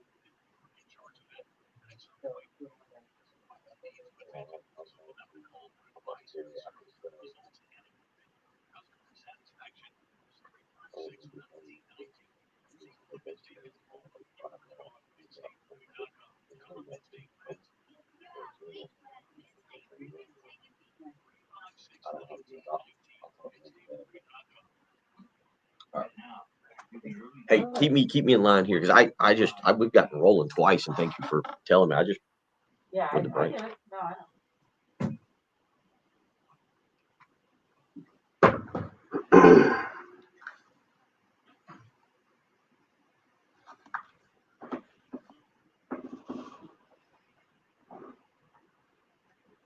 100. That's how you can join us this morning and weigh in if you'd like. Obviously, talking a lot about South Carolina basketball last night, 75-59 loss. And yeah, Jordan hit me up. I not again to turn it into a different program, but college basketball is really good right now. Jordan on our Cool Care Heating and Air text line was like, yeah, Miami's not bad. They're 13-3. I'm interested to see how they do, because they would make the ACC look a lot better. I watched Miami a couple weeks ago. They were playing Syracuse, and they came back and won 88-87, and I wasn't all that impressed. And yeah, last night I'm with Patrick. I looked down, and they had 13 wins on the season and only one loss in conference play, and that was to that Florida State team that South Carolina saw not too long ago. Florida State, by the way, not that this is going to make anybody feel any better. Florida State's starting to turn it around. They're 11-5 on the season. And, that team that we saw South Carolina play, I wasn't sure how good they were going to be. There was a lot of moving parts. And when they lost to South Carolina, Florida State fell to 5-4. Since then, they've ripped off several good victories, with the only loss coming on the road at Wake Forest. And again, knocking off Duke last night. So, again, college basketball, I think as a whole, we're not talking about South Carolina, but college basketball as a whole, I think in a good place. Let's get out to the Love Chevy phone lines. Thomas has waited patiently. Thomas, how you doing this morning? What's on your mind? All right, good morning, Bill and Patrick. Hey, a couple comments. One, South Carolina men's basketball is pretty frustrating right now to watch. Last night being a perfect example. And Martin's teams has always been kind of lacking when it comes to actually being able to shoot the ball. He normally plays good defense, but right now they're not even playing good defense. One of the questions I do have, though, is like with Stevenson. He was labeled as a shooter, but man, how many games have we had where he's been 1 for 10, 1 for 12, or whatever, and trying to figure out why he's on the floor as long as he is at times, because he's not shooting the ball well, and more often than not, he's not playing good defense, and he's turning it over as well. But anyway, those are just the points that I wanted to make. Appreciate. Be quiet and listen. Yeah, appreciate the phone call. Yeah, Patrick. Last night, Eric Stevenson. Look, I think again, I don't question the effort and the heart of anybody on this team. Stevenson last night, 1 of 12 from 3-point range, 1 of 7 from the field, 3 fouls, 3 turnovers, 3 points. Not exactly the kind of stat line you want. Defensively, he's been out of position a couple times. I don't know. I don't know what the next step with Eric Stevenson is, because I do feel like he's a leader and he's capable of giving you a big game, and I'm not sure who else right now you necessarily would go to. I think he's just got such a good looking shot that when it does go in, you're like, wow, that's nice. And with convince people that he's an incredible shooter, and the reason Frank Martin said he's the best shooter he's ever coached, there have been too many 1 for 10, 1 for 12, 2 for 12 games. So I think we just have to go ahead and put that to bed. But the leadership aspect, I'm sure, is very important. I mean, clearly Frank cares about the mentality and off the court stuff, because 2 of his most talented players didn't even play last night. So I think he's going to continue to play big minutes all season long, and you're just going to hope that you catch him on a good night and he can shoot the ball and score 23 points in 16 minutes and not go 1 for 12. Yeah, I don't right now. Couisnard's got a lot of problems, a lot of issues as well. I don't know if I can say right now he's one of the more talented players, and then Keyshawn Bryant certainly seems to be struggling to find his rhythm with the team as well. So again, we'll see. Eric Stevenson, just the shooting portion of it, and you make a good point there about you've seen now multiple games where he's been 2 of 10, 1 of 12. He's obviously had some really big nights, but they need him to be far more consistent. And unfortunately, right now, you look at it, South Carolina's played some good halves of basketball. They haven't been able to put up some solid games. Craig points out on the Buford Lending live stream that Stevenson is 6 of 34 from the field, 4 of 17 from I think he means from the 3-point line. I don't think Stevenson's not 4 of 17 from free throw line last 3 games. He's actually, I think, not missed a free throw all season. Am I right on that, Patrick? Let me confirm that real quick. But I cannot confirm or deny. I believe he has not missed a free throw all season. I think last I saw he was something like 26 of 26 on the field. So I know he's not 4 of 17. I think Craig meant 4 of 17 from 3-point range. But 28 of 28 Stevenson is on the season from the free throw line, but he's 29 of 103 from 3-point range, just 28%. 803 404 6100. We will wrap this up as we close out the Wednesday edition. Get final thoughts from Patrick and myself. You're listening to the early game on 107.5 The Game. This is South Carolina head women's basketball coach Dawn Staley, and you're listening to the home of the Gamecocks, WNKT FM, Eastover, Columbia, 107.5 The Game. I feel like we're going to need to get AAA heating and air here in the studio this morning. It is chilly. I'm looking at the thermostat right now, and it says 71, but my hands 71. It's cold in and here. You're man. cold. I like my heat. That's why I rely on AAA heating and air. The heating, the emphasized part of that. Roy and Dana Finley, you heard me early say it. They treat me like a family member, and that's what they'll do for you. It's not just me. It's not just because I'm on the radio. That's how they want to treat all of their customers, like a family member. Make sure that you and your family are taken care of, especially during the colder months of winter and the hotter months of the summer. So call AAA Heating and Air today. 803-677-1500. Make sure you tell them you heard it here on 107.5 The Game with Bill Gunner. Right now, $59. That's all it'll cost to get them out to your house for a quick inspection. Make sure everything's working properly. And then if there is an issue, they'll work with you. $1,500 rebate to buy back your old unit. For those who qualify, no money down, 0% financing on a brand new unit, and most importantly, a 15-year parts and labor warranty so that they stick with you, making sure that nothing goes wrong. Call AAA Heating and Air today, 803-677-1500. Tell them Bill Gunner from 107.5 The Game sent you. 107.5 The Game traffic from the Shepherd's Glass Traffic Center. Shepherd's Glass, a true reflection of quality. ShepherdsGlass.com. Couple accidents to let you know about. Highway 321 at I-20. Also, Shore Road at... Yeah, it was definitely 28 of 28 at the line, because I think he's got some kind of record going there.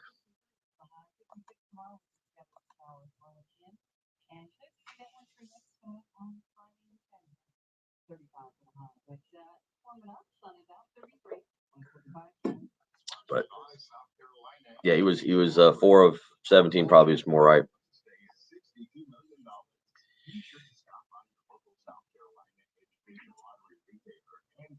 Yeah, Chuck. Yeah.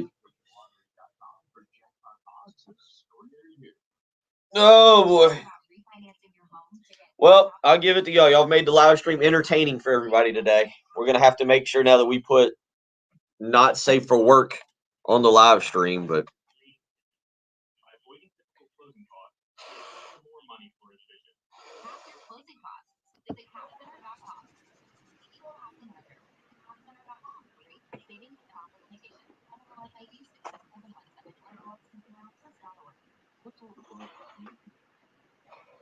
yeah, Anthony, my hands are I don't like to be cold. When I was a fat kid, I was okay being cold. Now I don't like it at all.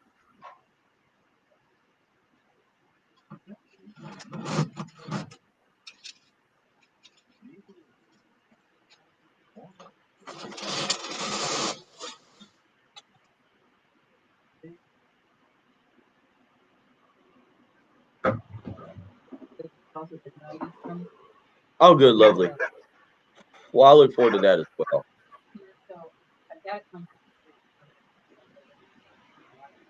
I can just turn it back on the thing here.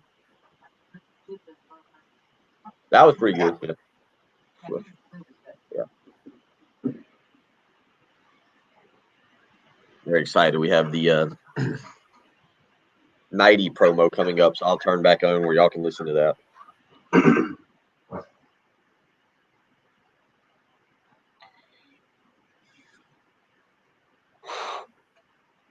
No, Sonny, the reason I closed the shade was so that it was a lighting issue, so that I was not I'm figuring out the lighting. My goodness, y'all all for a Wednesday morning, if you don't own a company, if you work for somebody and you're on this live stream, you aren't getting that company is not getting a lot out of y'all.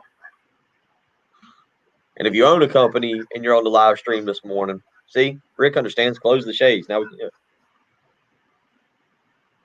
But it is chilly. Or I'm chilly. I don't handle cold weather well anymore. I'd rather it be like 105 degrees. I'll still sit outside, smoke a cigar. All right.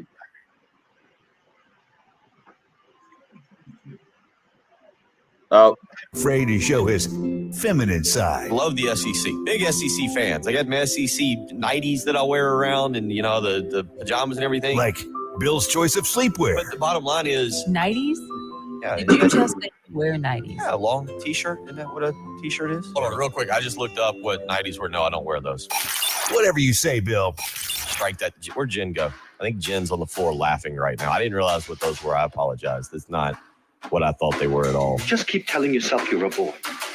You're a boy. The early game on your home of the Gamecocks. I thought they were honestly just like nightgowns. 107.5 The Game. Broadcasting live from the Herndon Chevrolet Studios. This is 107.5 The Game. Stop by or shop online today and see why Herndon Chevrolet makes you smile.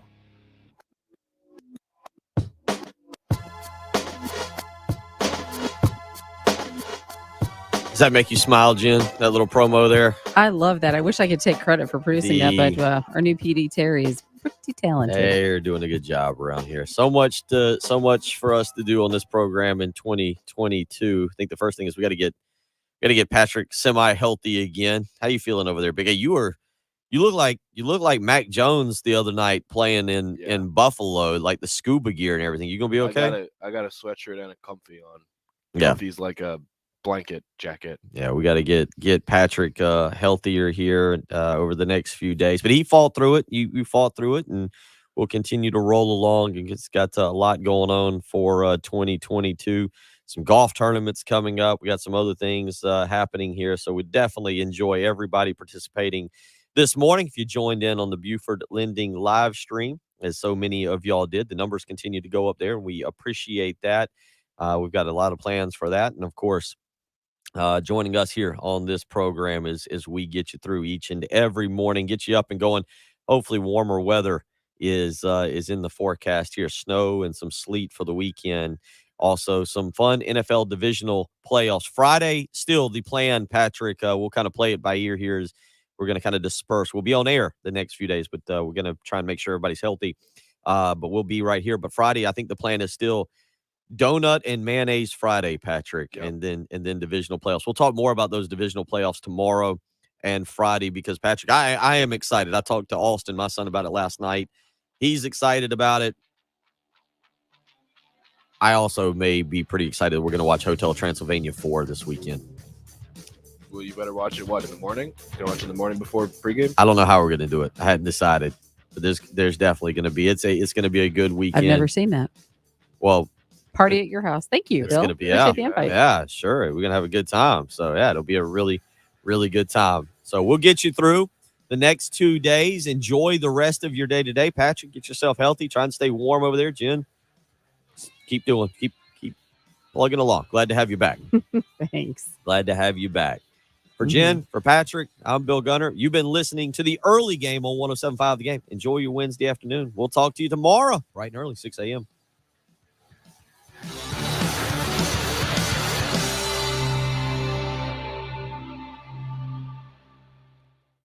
Gamecocks, Braves, the NFL with live local radio. 107.5 The Game, WNKT FM, Eastover, Columbia, a Cumulus media station. It's your guarantee.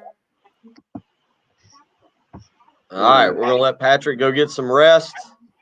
Yep. We will see y'all all in the morning. Everybody stay out of trouble today. Good luck trying to do some work at your house or wherever at. Later.